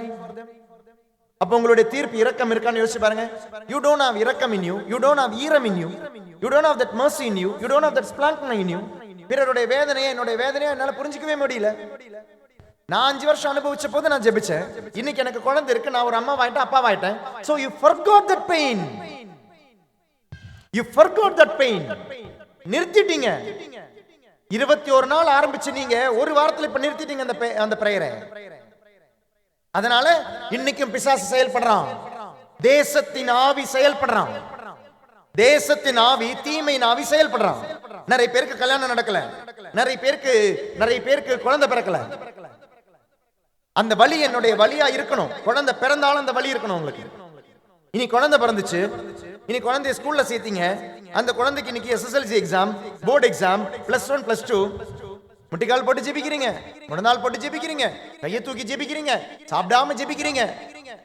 Pass பண்ணிட்டான், நல்ல வேலை கிடைச்சிச்சு. இன்னைக்கு அவன் வளர்ந்துட்டான். 10th 11th 12th இன்னைக்கே போச்சு. அப்புறம் நீங்க எந்த ஜெபத்தை ஸ்டாப் பண்ணீங்க? 10th 11th 12th படிக்கிற பசங்களுடைய வேதனை, அந்த தாயினுடைய வேதனை, அந்த தந்தையினுடைய வேதனை இப்ப உங்களுக்கு இல்ல. You stopped praying. ஒரு வார்த்தையில நிறுத்திட்டீங்க. தேசத்தின் ஆவி செயல்படுகிறான். உங்களுக்காக ஜெபிச்சீங்க, உங்களோட அதை நிறுத்திட்டீங்க. இது என்னங்க ஜெபம்? பிறர் உங்களுக்கு செய்ய வேண்டும் என்று நீங்கள் விரும்புவதை நீங்கள் பிறருக்கு செய்யுங்கள். அதுதான் ஜெபம், அதுதான் இரக்கம், அதான் ஸ்பிளாங்க்னா, அதான் நல்ல சமாரியர் செஞ்சாரு, தவம் இருந்து செஞ்சாரு. நேத்து எஸ்தர், பிறர் எனக்கு செய்ய வேண்டும் என்று நான் விரும்புவதை நான் பிறருக்கு செய்வதுதான் ஜெபம். அது எப்படி? அது தானம். அது எப்படி? தவம் இருந்து செய்யுங்க. உங்களுக்கு ஒண்ணு கிடைச்சுதான் அந்த ஜெபத்தை நிறுத்தக்கூடாது. ஏன் அந்த வேதனை ஆண்டவர் உங்களுக்கு கொடுத்திருப்பார் தெரியுமா? so that I am preparing you for a person of prayer. 5 வருஷம் நீ ஜெபிச்ச, குழந்தைக்காக ஜெபிச்சு, இன்னைக்கு குழந்தை கிடைச்சிடுச்சு உனக்கு. நீ இந்த பிரேயரை நிறுத்தக்கூடாது. நீ அப்படி இருக்கிறவங்களுக்காக நீ வாழ்க்கை முழுக்க நீ ஜெபிப்பேன்ற நம்பிக்கையில தான் 5 வருஷம் நான் உன்னுடைய அந்த உதரத்தை நான் ஸ்டாப் பண்ணேன். நான் because I prepared you in prayer. I prepared you. நீ ஜெபிக்கிற பொண்ணுன்னு எனக்கு நானே ப்ரிப்பேர் பண்ணேன். நீ ஜெபிக்கிற பையன் நான் உன்னை ப்ரிப்பேர் பண்ணேன். ஆனா இன்னைக்கு நீ குழந்தை பிறந்த போது நிறுத்திட்டியே. ஜெபமா? praise the Lord. hallelujah, hallelujah, hallelujah. அப்ப ஒவ்வொரு ஜெபத்தை நம்ம நிறுத்தி நிறுத்தி நிறுத்தி நிறுத்தி வந்தோங்க. உங்களுக்கு பணம் இல்லாத போது பணத்துக்காக ஜெபிச்சிக்க, பொருளாதாரத்துக்கு ஜெபிச்சிக்க. உங்களுக்கு நல்ல ஒரு வேலை கிடைச்ச போது நீங்க வேலை கிடைக்காதவங்களை பத்தி யோசிக்கவே கிடையாது. You stopped praying for unemployed. You stopped praying for the poor people. We stopped our many prayers. இன்னைக்கு பாருங்க 10th 11th 12th படிக்கிற பசங்க கொஞ்சம் பேர்லாம் வந்துகிட்டு இருக்காங்க. இன்னைக்கு என்ன அவனுடைய ஜெபமே? என்னடா அவன் ஜெபமே? நல்ல மார்க் வாங்கணும் தானே ஜெபம் இல்லையா? அவனுடைய ஜெபம் இன்னைக்கு நல்ல மார்க் வாங்கணும் தான். ஆனா அந்த பிரேயர் அவன் நாளைக்கு நிறுத்தக்கூடாது. காலேஜ் முடிச்சா, வேலை கிடைச்சா, he should not stop that prayer. இன்னைக்கு எந்த வாஞ்சியோட அவன் ஜெபிக்கிறானோ அதே வாஞ்சியோட ஜெபிக்கணுங்க. so this is இந்த பிரேயர் அப்படின்றது என்னுடைய ரிலேஷன்ஷிப் வித் God, என்னுடைய ஆண்டவரோடு உள்ள உறவுல நான் இந்த உலகத்துக்காக பரிந்துரை ஜெபிச்சுக்கிட்டே ஜெபிச்சுக்கிட்டே ஜெபிச்சுக்கிட்டே இருப்பேன். என்னுடைய வாழ்க்கை என்பது இன்டர்செஷன் தான். it is intercession. this intercession come from interaction. யாரோட உள்ள இன்டராக்ஷன்? அதான் மத்தேயுல பார்த்தோம். மனிதரோடு உள்ள இன்டராக்ஷன், கடவுளோடு இன்டராக்ஷன் தான் இன்டர்செஷன் வரும். இல்லனா அந்த இன்டர்செஷன் வராது. ஜெபம் வர வேண்டும் என்றால் you should have that interaction. மனிதரோடு பிறரை தீர்ப்பிடாதே. எந்த அளவையால் நீ அளக்கிறாயோ அதே அளவையால் உனக்கு அளக்கப்படும். நீ ஒருத்தருக்காக ஜெபிக்கலனா பிறருடைய ஜெபம் உனக்கும் கிடைக்காது. நீ எந்த தீர்ப்பை கொடுக்கிறாயோ அதே தீர்ப்பு தான் உனக்கும் கிடைக்கும். You stopped many of your prayers. ரொம்ப சின்ன ஒரு கிணத்து தவளை மாதிரி ஒதுங்கிட்டோங்க நம்மளுடைய பிரேயர். ஆண்டவரோடு உறவு இருக்கிறவங்க நிறுத்த மாட்டாங்க அந்த பிரேயரை. கேட்டுக்கிட்டே இருப்பாங்க. இந்த உலகத்துக்கு பூரா கேட்டுக்கிட்டே இருப்பாங்க. ரஷ்யா எங்கேயோ இருக்காதுன்னு நினைக்காதீங்க. யுக்ரைன் எங்கேயோ இருக்குன்னு நினைக்காதீங்க. இந்தியாவுடைய நார்த் இந்தியால எங்கேயோ இருக்குதுங்க நினைக்காதீங்க. அடிபட்டவங்க கஷ்டப்படுறவங்க. மணிப்பூர் எங்கேயோ இருக்கு நினைச்சோம். சும்மா அதனால வேதனை இல்லாம ஜெபிச்சோம். ஏங்க இந்த மணிப்பூர் என்னைக்காவது ஒரு நாள் தமிழ்நாடு மணிப்பூரா மாறலாங்க? என்னைக்காவது ஒரு நாள் தமிழ்நாடு மணிப்பூரா மாறும்போது நம்ம தமிழ்நாடுக்காக ஜெபிப்போமா? அப்பதான் மணிப்பூருடைய வேதனை நமக்கு தெரியுமா? கடவுளோடும் மனிதரோடும் உறவு இருக்கிறவன் இங்க தமிழ்நாட்டில் இருக்கும்போது மணிப்பூருடைய வேதனை எனக்கு புரியும். I will pray. உறவு இல்லைன்னா இந்த ஜெபம் வராது. அதனால உறவு இல்லாமல் உரையாடலாம், ஆனால் அந்த உரையாடல் எல்லாமே விக்கிரகாராதனை தான். கடவுளோடும் மனிதரோடும் எந்த உறவும் இல்லாமல் even in front of the blessed sacrament. என்ன திரும்ப அதே சொல்றீங்க? ஆமாங்க, திருப்பலியிலே உங்களுக்கு விக்கிரக ஆராதனை நடத்தலாம். Even when you are attending the holy mass, you can do idol worship. How? ஏன்னா திருப்பலிக்கு ஆண்டவர் கொடுக்கிற ஒரே ஒரு criterion. There are no many criteria for holy mass. There is only one criterion Jesus is giving for holy mass. Only one criterion. ஒரே அளவுகோல் என்ன தெரியுமா? மத்தேயு நற்செய்தி 5வது அதிகாரம் 23வது வசனம். மத்தேயு 5:23. ஆகையால் பலிபீடத்தில் உன் காணிக்கையை நீ கொண்டு வரும்போது உங்கள் சகோதர சகோதரிகள் எவருக்கும் உங்கள் மேல் ஏதோ மனத்தாங்கள் உண்டு என அங்கே நினைவுற்றால் அங்கேயே பலிபீடத்தின் முன் உங்கள் காணிக்கையை வைத்து விட்டு போய் முதலில் அவரிடம்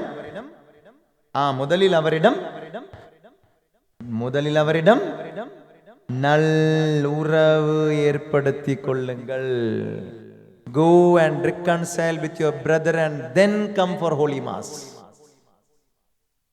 கடவுளுக்கு நீங்கள் காணிக்கையை செலுத்த வரும் பொழுது, பலிப்பீடத்திற்கு வரும் பொழுது, திருப்பலிக்கு வரும் பொழுது, சகோதர சகோதரிகள் எவருக்கேனும் உங்கள் மேல் மனத்தாங்கள் உண்டு என்று அங்கே நினைவுற்றால் பலிப்பீடத்தின் முன் காணிக்கையை வைத்துவிட்டு போய் நல்லுறவு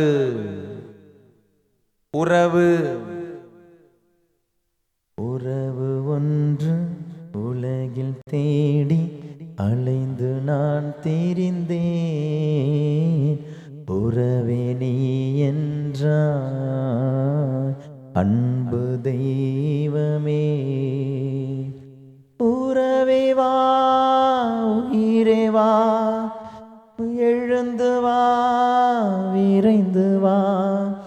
உறவே வா உயிரே வா, எழுந்து வா விரைந்து வா.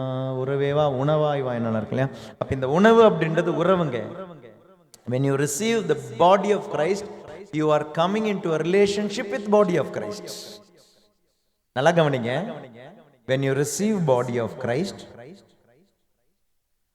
you come in relationship with body of Christ. நல்லா கவனிங்க. நற்கருணை தர ஆசீர்வாதம் அபிஷேகம் என்னன்னு பாருங்க. When you receive body of Christ, you come in relationship with body of Christ. நற்கருணை ஆண்டவரை நீ வாங்கும் பொழுது நற்கருணை ஆண்டவரோடுள்ள உறவும் திருச்சபையோடுள்ள உறவும் உறுதிப்படுத்தப்படுகிறது. You are becoming body of Christ. You are becoming the member of body of Christ just because you receive body of Christ. நற்கருணை என்னும் ஒன்று இல்லை என்றால் நமக்குள் இந்த உறவுக்கு வழியே கிடையாது. There is no way we can be together. அதனால தான் திருப்பலியில் அழகான ஒரு பிரேயர் இருக்கு. மேலும் கிறிஸ்துவின் திரு உடலையும் இரத்தத்திலும் பங்கு கொள்ளும் எங்களை தூய ஆவியானவர் ஒன்று சேர்க்கும்படி தாழ்மையுடன் ஆண்டவரை உங்களை மன்றாடுகின்றோம். கிறிஸ்துவின் திரு உடலிலும் திரு இரத்தத்திலும் பங்கு கொள்ளும் எங்களை தூய ஆவியானவர் ஒன்று சேர்க்கும்படி. இந்த ஒன்று சேர்ப்பு என்ன? ஒன்று சேர்ப்பது அப்படின்றது கம்யூனிட்டியா வாழ்றது கிடையாது, யூனிட்டியில வாழ்றது கிடையாது, சண்டை போடாம வாழ்றது கிடையாதுங்க. சண்டை போடாம வாழ்றது கிடையாது. கேரளாவில் ஒரு குரூப் இருக்கிறாங்க, ரெக்கார்டிங்னால சொல்ல மாட்டேன். அந்த குரூப் அவருக்கு ஒரு குரூப் இருக்கு. அந்த குரூப் கத்தோலிக்க திருச்சபை அப்படியே ஃபாலோ பண்றாங்க. எப்படி ஃபாலோ பண்ணுவாங்கன்னா, நமக்கு அன்பியங்கள் இருக்கு. அப்ப அவங்களுக்கும் அவங்களுடைய அந்த கம்யூனிட்டியில அன்பியங்கள் இருக்கு. ஏன்னா அவங்க நினைக்கிறாங்க அன்பியங்கள்னால தான் நம்ம எல்லாம் ஒன்னா இருக்கிறோம். நமக்கு வருஷத்துல ஒரு தடவை பைபிள் கன்வென்ஷன் எல்லாம் வைக்கிறோம். உங்களுடைய பங்கு இருக்கலாம். லென்ட் கன்வென்ஷன் நடக்குது. எல்லாம் ஒரு தியான மையத்துல டிவைன் மர்சி கன்வென்ஷன் இருக்குது. ஏப்ரல் மாசம் 25, 26, 27 வருது திருவிழா.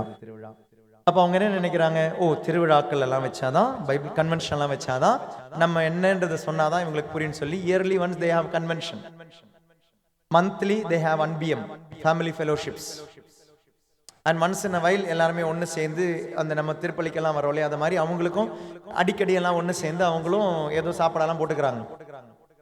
அவங்க என்ன நினைக்கிறாங்க, அன்பியம் எல்லாம் இருக்கிறதுனால தான் நம்ம எல்லாம் ஒன்னா இருக்கிறோம்னு நினைக்கிறாங்க.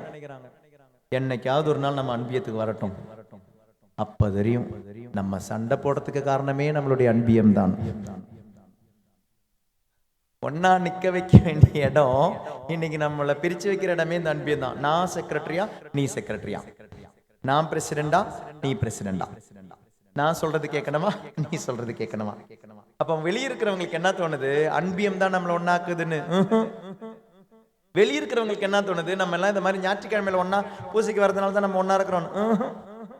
நம்மள ஒன்னா வச்சிருக்கிறது என்ன தெரியுமா, நற்கருணைங்க. நற்கருணை is making us one. அதனால தான் போப் ஜான் பால் II சொன்னாரு, யூக்கரிஸ்ட் மேக்ஸ் த சர்ச். திருச்சபையா மாத்துறது நற்கருணை தான். Eucharist makes the church. Church என்ன, கடவுளுடைய உடல். கடவுளுடைய உடலை உடலாக மாற்றுவது என்ன தெரியுமா, திருவுடல். If not for Eucharist, there is no church. அப்போ ஜெபம் என்றால் கடவுளோடும் மனிதரோடும் உள்ள உறவு. இந்த உறவை செஞ்சுட்டு வா பலிபீடத்துல காணிக்கைக்கு. இந்த உறவை சரி பண்ணி இல்லாம நீங்க இங்க வந்து எவ்வளவுதான் திருப்பலியில பங்கெடுத்தாலும் நீங்கள் வாங்கும் நற்கருணை யூதாஸ் வாங்கின நற்கருணை மாதிரி இருக்கும். அது உங்களுக்கு நோயை தரும், உங்களுக்கு மரணத்தை தரும், உங்களுக்கு பலவீனத்தை தரும். உங்களுக்கு நோயை தரும், உங்களுக்கு பலவீனத்தை தரும், உங்களுக்கு நோயை தரும். உறவில்லாமல் நீங்கள் செய்யும் உரையாடல்கள். இப்ப தெரியுதா ஏன் நம்மளுடைய பல ஜெபங்கள் கேட்கப்பட மாட்டேங்குது? Because we didn't even know what we should ask.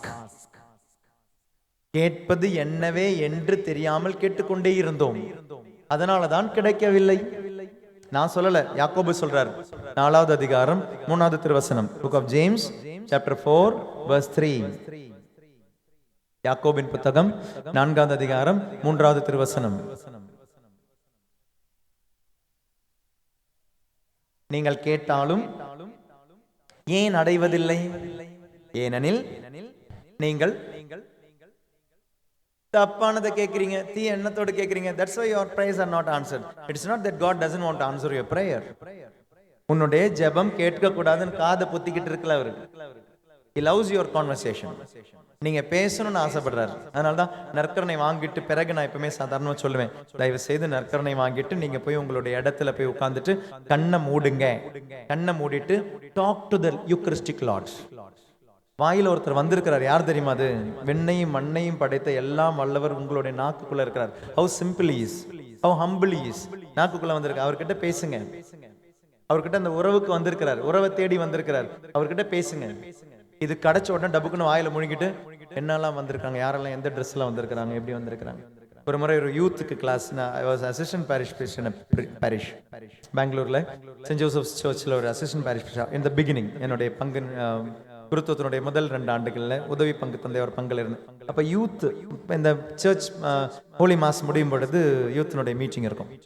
அப்ப நான் எல்லாருக்கிட்டையும் கேட்பேன், பாவசங்கனை செஞ்சீங்களா, நற்கருணை வாங்கினீங்களா, எல்லாம் வருமுன்னு நான் கேட்பேன். அப்போ அன்னைக்கு நான் கவனிச்சேன். அப்போ ஒரு பொண்ணு சொன்னேன், இல்லை ஃபாதர் நான் நற்கருணை வாங்கலை அப்படின்னா.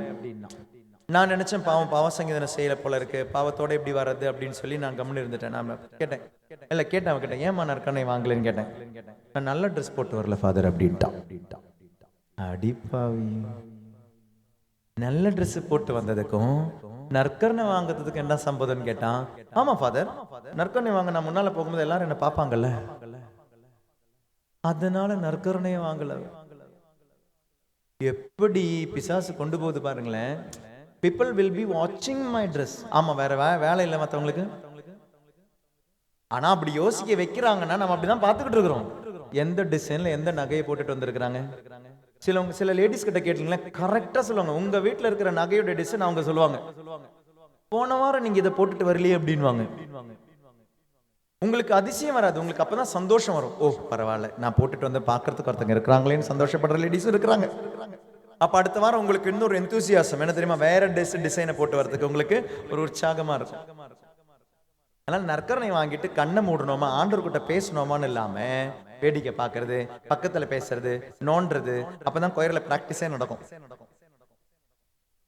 எவ்வளோ எல்லாம் பண்றோம், இவ்வளோ துரோகம் செய்யறோம் ஆண்டவருக்கு, இவ்வளோ பாவம் செய்யறோம். இதை வாங்கிட்டு நீங்க என்ன ஜெபிக்கும் போது எப்படி கேட்கப்படும் இந்த ஜெபம்? நீங்கள் கேட்பது தீயவனை கேட்கிறீர்கள். That's why your prayers are not answered. நம்பிக்கை இல்லாம கேட்கிறீங்க, அதனால உங்களுடைய ஜெபம் கேட்கப்படவில்லை. அன்பார்ந்தவர்களே, நீங்கள் உங்களுக்காக ஜெபிப்பதற்கு விண்ணுலகமே தயாரா இருக்கின்றது. The whole heaven is praying for you. The whole heaven is praying for you. உங்களுடைய ஜெபம் கேட்கப்படுவதற்கு இந்த விண்ணுலகமே ஜெபிச்சுக்கிட்டு இருக்கு. நம்ம அனாதை கிடையாது. கத்தோலிக்க திருச்சபையினுடைய அழகு என்ன பாருங்களேன், உங்களுடைய ஜெபம். ஏன்னா அடுத்தது அதை சொல்லிட்டு முடிச்சிட இந்த பரிந்துரை. ஏன்னா சில பிரிவினை சகோதரர்கள் நம்மளை குழப்புற ஒரு விஷயம், நீங்க அன்னை மரியாள் கிட்ட பரிந்துரை ஜெபிக்க கூடாது, நீங்க புனிதர்கள் கிட்ட பரிந்துரை ஜெபிக்க கூடாது, you should not ask their prayers அப்படின்வாங்க. கேட்கலாமா கேட்க கூடாதா? எபிரேயர் 12வது அதிகாரம், எபிரேயருக்கு எழுதப்பட்ட திருமுகம் 12வது அதிகாரம் 1வது வசனம் வாசிக்கிறேன்.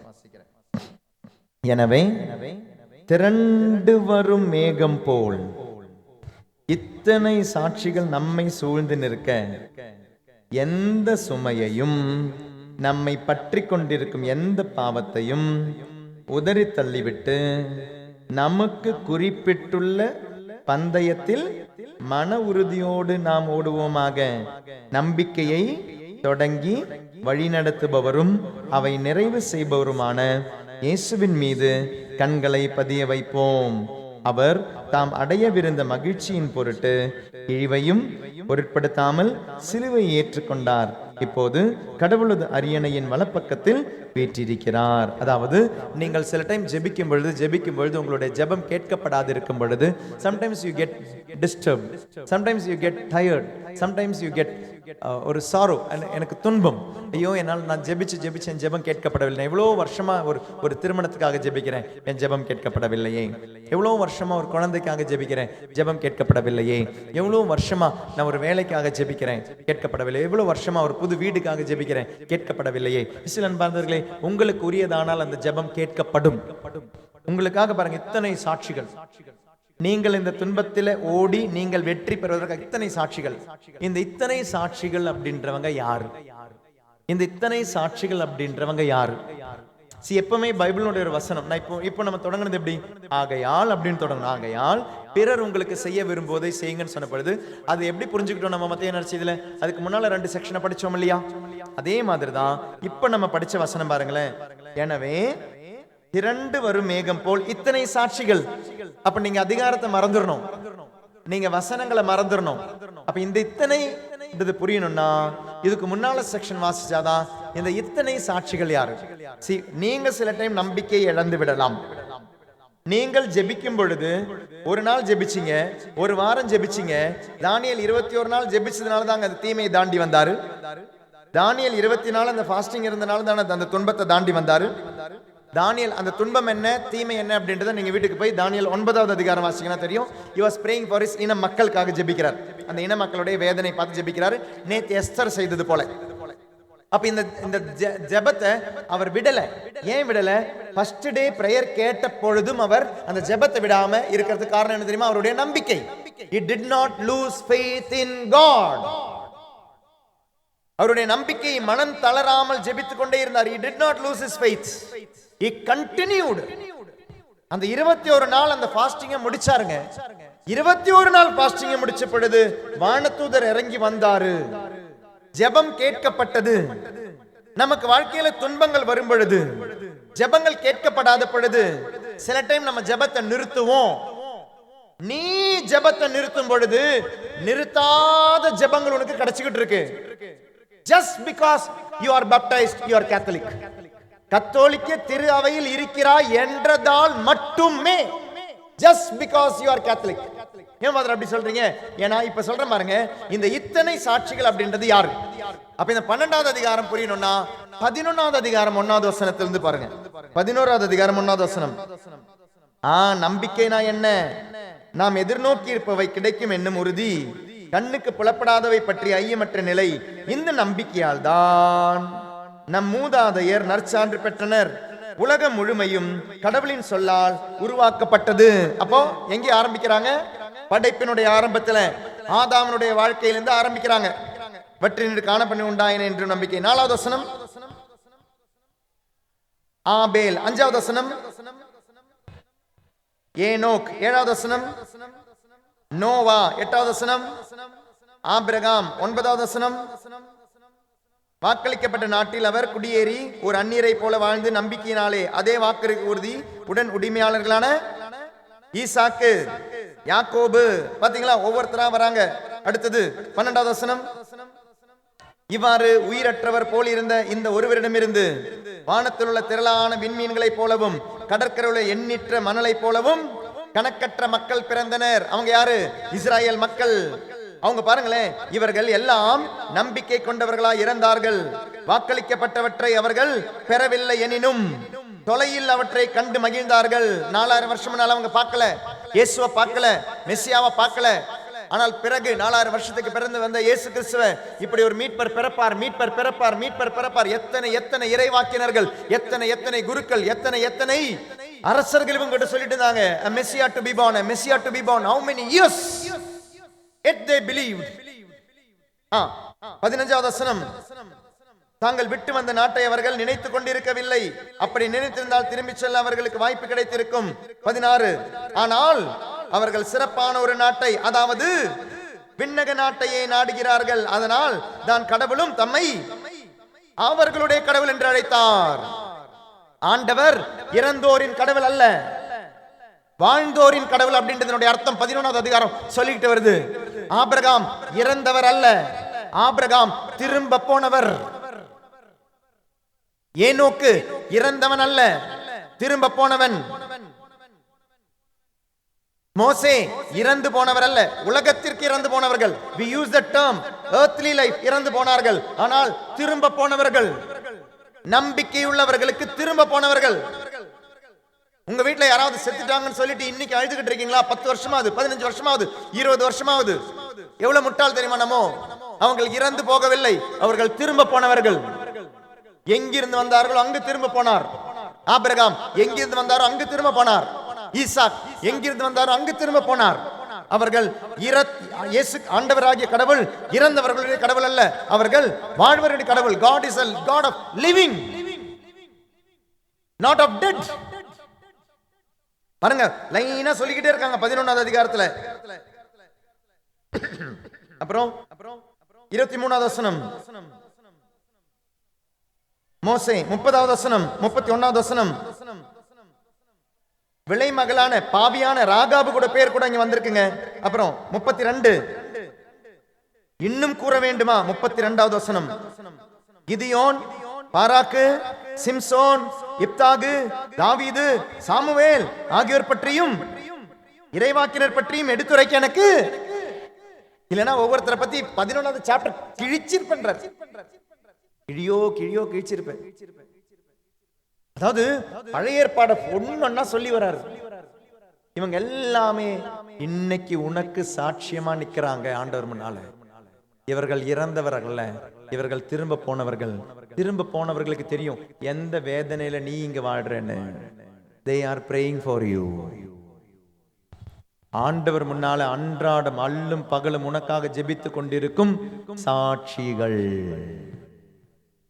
சாட்சிகள் என்னத்துக்கு சாட்சிகள்? நீ இன்னைக்கு படுற துன்பத்தை பட்டவங்க இருக்கிறாங்க. they did not stop their prayer. நீ இன்னைக்கு கடந்து போற சோதனைய கடந்து போனவங்க இருக்கிறாங்க.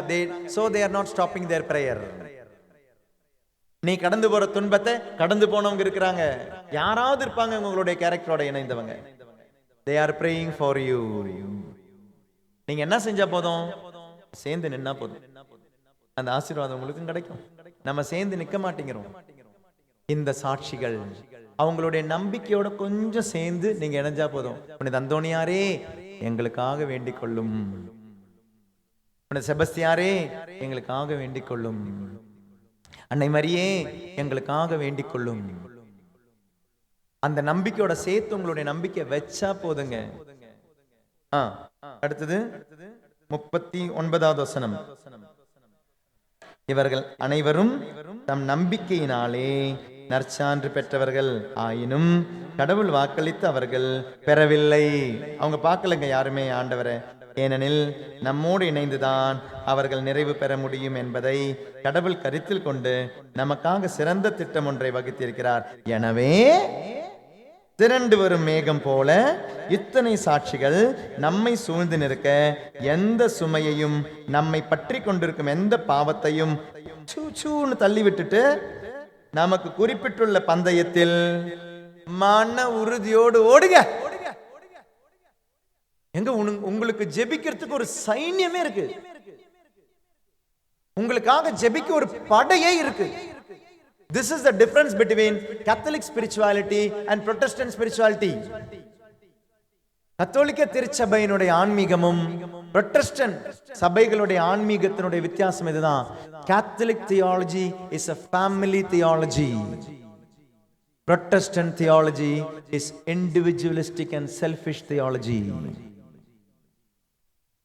அந்த தியாலஜில போய் மாற்றீங்க நீங்க, அந்த இறையியல்ல போய் மாற்றீங்க. கத்தோலிக்க திரு அவையினுடைய இறையியல் என்பது பாருங்க, இத்தனை சாட்சிகள் உங்களுக்காக ஜெபிச்சுக்கிட்டு இருக்கிறாங்க. இவங்களுடைய ஜெபம் வேண்டான்னு சொல்ல இவங்களுக்கு என்ன உரிமை, என்ன அதிகாரம்? அதாவது எதெல்லாம் உங்களுக்கு பைபிளில் வாக்கு கொடுக்கப்பட்டதோ they strip it off.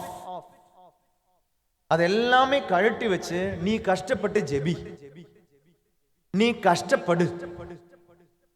நீ வாழ்க்கையில துன்பப்பட்டு நாய் கஷ்டப்படுற மாதிரி, மாடு கஷ்டப்படுறீ. அதனால தான் தெரிஞ்சோ தெரியாமல நம்ம சொல்றோம், மாடா உழைக்கிறேன், கரெக்ட். நாயா அலையிறேன், கரெக்ட். ஒரு கத்தோலிக்கன்னு சொல்லக்கூடாத வார்த்தை அது. நானாத, எனக்கு யாருமே இல்லை, எனக்கு ஜெபிக்க யாருமே இல்லை, இனி யாரும் சொல்லக்கூடாது. இன்னைக்கு உங்களுக்கு கிளாஸ் புரிஞ்சுதுன்னா உங்களுக்கு பெரிய ஒரு பரிந்துரை சமூகமே இருக்கு. அப்ப உங்களுடைய ஜெபம் எதோடு சேருது? இந்த பரிந்துரையோடு சேருது. யாருக்காக? நீ உனக்காகவும் ஜெபிக்க வேண்டும், நீ பிறருக்காகவும் ஜெபிக்க வேண்டும். நீ கடவுளோடு உள்ள உறவிலும் மனிதரோடு உள்ள உறவிலும் வாழும் பொழுது நீயும் நல்லா இருப்ப, யாரெல்லாம் நல்லா இருக்கணுமோ அவங்க எல்லாருமே ஆண்டவர் நல்லா வச்சுப்பார். You live with God, you be with God. God will take the good out of you. என்ன நன்மை நீ செய்ய வேண்டும், என்ன ஜெபம் நீ ஜெபிக்க வேண்டும், அந்த ஜெபத்தை பெற்றுக்கொண்டு அந்த நன்மையை பெற்றுக்கொண்டு யாரையெல்லாம் ஆசீர்வதிக்கணுமோ அவர்கள் எல்லாமே ஆண்டவர் ஆசீர்வதிப்பார். ஒரு கம்யூனிட்டேரியன் பிரேயருங்க இது. திருஅவையினோட அதெல்லாமே அழகா நிற்கிற இடம் தெரியுமா? திருப்பலி தான். த பெஸ்ட் பிரேயர் அப்படின்றது திருப்பலி தான். த பெஸ்ட் அடரேஷன் அப்படின்றது திருப்பலி தான். அந்த திருப்பலியில உலகம் பூரா எல்லாரும் வந்துருவாங்க. எல்லாருக்காகவும் ஜெபிக்கிறோம், எல்லாருக்காகவும் நம்ம ஆண்டவர் ஆராதிக்கிறோம். இதை விட ஒரு மேன்மையான ஜெபம் கிடையாது. நற்கருணை ஆராதனை கிடையாது. மேன்மையான ஆராதனை, மேன்மையான ஆராதனை திருப்பலி தான். திருப்பலியினுடைய தொடர்ச்சி தான் நற்கருணை ஆராதனை. சிலவங்க என்ன பண்ணுவீங்க, திருப்பலியை தவிர்த்துடுவீங்க, நற்கருணை ஆராதனைக்கு வருவீங்க. சிலவங்க என்ன பண்ணுவீங்க, திருப்பலி எல்லாமே இப்போ சப்போஸ் கொரோனா டைம்ல, எல்லாமே கொரோனா டைம்ல டிவியில தான் எல்லாத்தையும் பார்த்தோம் இல்லையா, இல்லைன்னா மொபைல்ல தான் பார்த்தோம் எல்லாத்தையுமே. திருப்பலிய பங்கெடுத்தீங்களா அதிகமா, இல்ல நற்கருணை ஆராதனையில பங்கெடுத்தீங்களா அதிகமா? திருப்பலி பரவாயில்ல ஃபாதர், அது எப்பவுமே சொல்ற போஸ்ட் எல்லாம் இப்ப பார்த்து பிரேயர் தானே ஃபாதர். நற்கருணை ஆராதனை தான் ஃபாதர், அங்கேதான் ஆண்டவர் என்ன தொடரார் ஃபாதர்.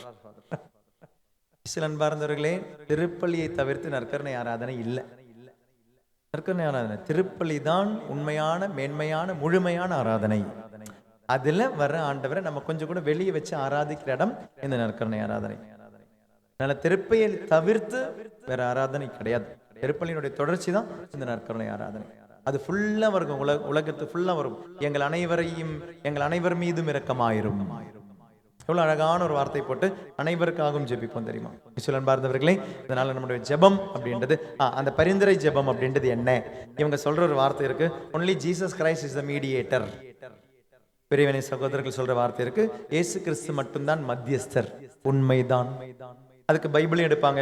எபிரேயர்கள் புத்தகத்தில் இருக்குதே, 7ஆம் அதிகாரத்தில் இருக்குதே, 11ஆவது அதிகாரத்தில் இருக்குதே, உண்மைதான். Jesus is the only mediator. விண்ணிற்கும் மண்ணிற்கும் ஒரு மீடியேட்டர் இயேசுதான். அவ புனிதர்கள் யாரு? உனக்கும் கிறிஸ்துவுக்கும் நடுவில் உள்ள பரிந்துரையாளர்கள் தான் புனிதர்கள். இந்த மனிதர்களாக இந்த உலகத்திலே வாழ்ந்த புனிதர்கள். அன்னை மரியாளோடு நம்ம சொல்லும்பொழுது, அன்னை மரியாளை எங்களுக்காக வேண்டிக் கொள்ளும். யாரிடம் வேண்டிக் கொள்ளும்? கிறிஸ்துவிடம் எங்களுக்காக வேண்டிக் கொள்ளும், ஆண்டவரிடம் எங்களுக்காக வேண்டிக் கொள்ளும். எல்லாத்தையும் கொண்டு வந்து எங்கே கொண்டு வந்து நம்மளை சேர்க்கிறாங்க? நம்மை கிறிஸ்துவனுடைய சரீரமாக ஒன்றிணைக்கிறாள். அன்னை மரியாளா இருக்கட்டும், புனிதர்களாக இருக்கட்டும், they make us one with the body of Christ. கிறிஸ்துவின் சரீரமாக நாம் ஒன்று இணைய அன்னை மரியாளும் புனிதர்களும் நமக்காக ஜெபிக்கிறாங்க. நாம் கிறிஸ்துவோடு இணைகிறோம், கிறிஸ்துவோடு இணைவதற்காக ஜெபிக்கிறாங்க. கிறிஸ்து கடவுளுக்கும் மனிதருக்கும் நடுவில் ஒரே மத்தியஸ்தர் தான், சந்தேகம் கிடையாது. ஆனால் கிறிஸ்துவுக்கும் நமக்கும் நடுவில் என் அப்பா எனக்காக ஜெபிக்கிறாரு, எங்க அம்மா எனக்காக ஜெபிக்கிறாங்க, எனக்கு தெரிஞ்சவங்க எத்தனையோ பேர் ஜெபிக்கிறாங்க. என்ன இதுவரை பார்க்காதவங்க யூடியூபை பார்த்து எத்தனையோ பேர். சில டைம் வெளிநாடுகளுக்கெல்லாம் போகும்போது சொல்லுவாங்க, ஃபாதர் யூடியூப்ல மட்டும் தான் பார்க்குறோம் father, but we daily really pray for you father. பலரும் ஜெபிக்கிறவங்க இருக்கிறாங்க. நீங்க இங்க உட்கார்ந்து இந்த தியானம் அட்டன் பண்ணும்போது நீங்க யாருன்னு கூட தெரியாம இன்னைக்கு உங்களுக்காக காலையில ஜெபிச்சவங்க இருக்கிறாங்க. எல்லாம் ஒரு தியான மையத்துல உங்களுக்காக ஜெபிச்சவங்க தியான மையத்துல 1000 மணி ஜெபம் வச்சிருக்காங்க. நீங்க எத்தனை பேர் வருவீங்கன்னு தெரியாது, உங்களுடைய தேவை என்னன்னு தெரியாது. ஆனா ஆண்டவர் முன்னால உங்களை ஒப்பு கொடுத்தவங்க இருக்கிறாங்க. they offered you to Christ. Christ is offering you to God the Father. கிறிஸ்துவோடு உங்களை இணைத்தவர்கள் உண்டுங்க இன்னைக்கு எல்லாம் ஒரு தியான மையத்துல. அப்ப அப்போ உலகம் பூரா எத்தனையோ இடங்கள்ல ஜெபம் ஜெபிச்சவங்க இருக்கிறாங்க. உலகம் பூரா எத்தனையோ இடத்துல திருப்பலிகள் நிறைவேற்றப்பட்டிருக்கு. உங்களை இயேசுவோடு இணைக்க, இயேசு உங்களை தந்தையான ஆண்டவரோடு இணைக்க. அதனால வாழ்க்கை தான் ஜெபம், வார்த்தை அல்ல ஜெபம். வாழ்க்கையிலிருந்து வரும் வார்த்தை அந்த ஜெபம் ஒத்துக்கிறேன். அதனால தான் கத்தோலிக்க திருச்சபையும் there are 3 forms of prayer. Catechism of the Catholic Church நீங்க எடுத்தீங்கன்னா there are 3 forms of prayer. ஒன்னு vocal prayer, using your body you pray. கத்தோலிக்க திருச்சபைக்கு அழகான ஒரு புக் இருக்கு, CCC அப்படின்வாங்க, Catechism of the Catholic Church. இங்கிலீஷ்ல அது ஃபுல் இருக்கு, தமிழ்ல அதனுடைய சுருக்கம் தான் இருக்கு. அந்த கத்தோலிக்க திருச்சபையினுடைய அந்த மறைக்கல்வியில Catechism of the Catholic Church, Bible எப்படி வாசிக்கிறீங்களோ அப்படியே கையில வச்சிருக்கணும் வேண்டிய ஒரு புத்தகம் Catechism of the Catholic Church. அந்த CCCல பார்ட் 4 நினைக்கிறேன். அந்த part 4ல there are 3 forms of prayer. 1, using your body you are praying is equal to vocal prayer. Using your mind you are praying is equal to meditation. Using your soul and praying is equal to contemplation. சரீரத்தை பயன்படுத்தி ஜெபிக்கிறோம், மனதை பயன்படுத்தி ஜெபிக்கிறோம், அதான் தியானம். ஆன்மாவை பயன்படுத்தி ஜெபிக்கிறோம், ஆழ்ந்த தியானம், contemplation. இந்த contemplation நமக்கு போகிறதுக்கு கஷ்டம்தான், நம்ம போயிருக்க மாட்டோம். ஆனா போனவங்க இருக்கிறாங்க. Saint John of the Cross, saint Teresa of Avila, saint Joseph of குப்பர்த்தினோட சினிமா பாருங்க. அந்த செயின்ட் புனித ஜோசப் ஆஃப் குப்பர்த்தினோ, பறக்கும் புனிதர் அப்படின்னு ஒரு புனிதர் இருக்கிறார். ஃப்ளையிங் செயின்ட், யூடியூப்ல இருக்கு அந்த சினிமா. எந்த மொழியில இருக்குன்னு மறந்துட்டேன் நான். Flying saint, saint Joseph of Cupertino is a saint of students. பள்ளிக்கூடத்தில் படிக்கும் பிள்ளைகளுடைய புனிதர் செயின்ட் ஜோசப் ஆஃப் குப்பர்த்தினோ. குப்பர்த்தினோவில் இருக்கிற செயின்ட் ஜோசப், அந்த புனித ஜோசப் பறக்கிற புனிதர். ஆனா அவர் பறக்கும்போது அவருக்கே தெரியாது அவர் பறக்கிறார் அப்படின்னு. ஜெபமாலை எடுத்தா பறந்துருவார் தெரியாம. நற்கரணை பூச வைக்கும் போது பறந்துருவார் அவர். பிளைஸ், அதாவது பூமியிலே இல்ல அவர், பறக்கும் புனிதர், ஃப்ளையிங் செயின்ட். அதாவது அந்த ஆன்மாவும் ஒன்றிணையும் பொழுது அப்புறம் உடம்புக்கு என்ன இல்ல, வெயிட் இல்ல. உடம்புக்கு வெயிட் இல்ல, பாடியை ஸ்ட்ரிப் ஆஃப் பண்ணியாச்சு, மனசை அவுத்து போட்டாச்சு, இருக்கிறது அப்புறம் ஆன்மா மேல போயிடுது. அந்த ஆன்மாவும் இணையற அந்த சோல் மேட்ஸ்னுடைய காதல் தாங்க ஜெபம். அந்த சோல் மேட்ஸ்னுடைய ரிலேஷன்ஷிப் தாங்க ஜெபம். அந்த ஆன்மாவும் இணையற இடம் தான் ஜெபம், உறவு தாங்க ஜெபம். அங்கே வார்த்தைகள் இல்ல, அங்க வார்த்தைகள் இல்ல. நல்ல ஹஸ்பண்ட் அண்ட் வைஃப் பாருங்க, ஹஸ்பண்டுடைய கண்ணை பார்த்தாலே தெரியும் வைஃப்க்கு இன்னைக்கு அவர் அன்பா இருக்கிறாரா, கோவமா இருக்கிறாரா, நல்லா இருக்கிறாரா, நோயா இருக்கிறாரான்னு தெரியும். கண்ணை பார்த்தே கண்டுபிடிச்சிருவாங்க. ஆபீஸ்ல ஏதாவது பிரச்சனையோட வந்திருக்கிறாரான்னு வைஃபினுடைய கண்ணை பார்த்தாலே தெரியும் அவங்களுக்கு. சிலவங்களுக்கு ஹஸ்பண்டுக்கு தெரியும். இப்ப எந்த விதமே வச்சுக்க கூடாது அவகிட்ட.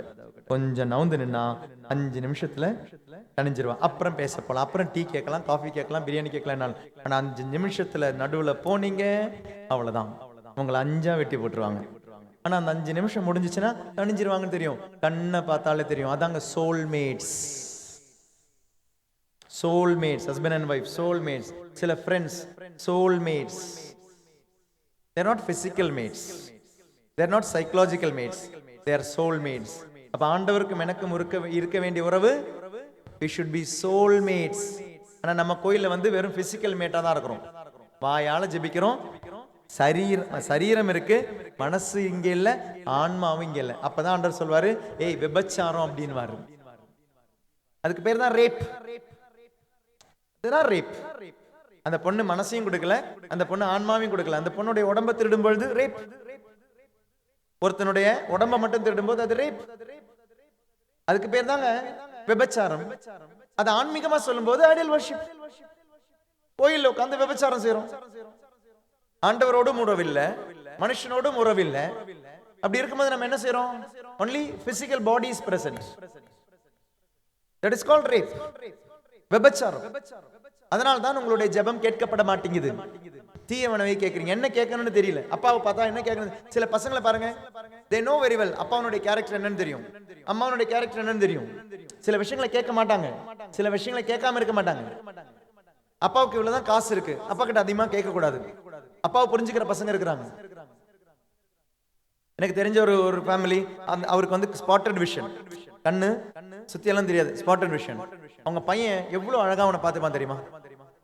he must be ஒரு 5th or 6th படிக்கிற பையனா தான் இருக்கும், 11-12 வயசு. ஆனா அப்பாவை அவ்வளவு அழகா பார்த்துப்பாங்க. ஏன்னா அப்பாவுக்கு அப்பா வந்து அவனை ஸ்கூட்டர்ல வச்சு கொண்டு போக முடியாது பையனுக்கு தெரியும். வீட்டுல கார் இருக்கு, ஆனா அப்பாவால கார் ஓட்ட முடியாதுன்னு பையனுக்கு தெரியும். பையன் ஒன்னும் அப்பா கிட்ட கேட்கவே மாட்டான். அப்பா கிட்ட சண்டை போட மாட்டான். என்ன பைக்ல வச்சு கொண்டு போங்கப்பா, என்ன கார்ல கொண்டு போங்கப்பா, என்ன ஊர் சுத்த கொண்டு போங்கப்பா. ராதர் பையன் அப்பாவுடைய கையை பிடிச்சு எங்கே போனாலும் விடவே மாட்டான். நாங்க ஒரு தியானத்துக்கு போயிருந்த பொழுது, இந்த வளநகர் போன வாரம் தியானத்துக்கு போயிருந்த பொழுது அவங்க வந்திருந்தாங்க. இங்க பிரேயருக்கு வந்த பொழுது, நற்கருணை வாங்க அப்பா வராரு. உங்களுக்கு தெரியுமா, அப்பாவுக்கு முன்னாலேயே அந்த பையன் போறான். அப்பா வந்து அவனுடைய தோலை பிடிச்சுக்கிட்டே போறாரு. நற்கருணை நான் தம்பிக்கு கொடுத்துட்டேன், அந்த பையன் அங்கேயே நிக்கிறான். ஏன்? ஏன்னா அடுத்து அப்பாவுக்கு கொடுங்க ஃபாதர். அப்பாவுக்கு கொடுத்த பிறகுதான் அங்கிருந்து நகருவன். எவ்வளவு அழகா அப்பாவை புரிஞ்சுக்கிட்ட பையன் பாருங்க. சோல்மேட்ஸ், இந்த அப்பா பையன் உறவு, அம்மா மகள் உறவு, பெற்றோர் பிள்ளை உறவு.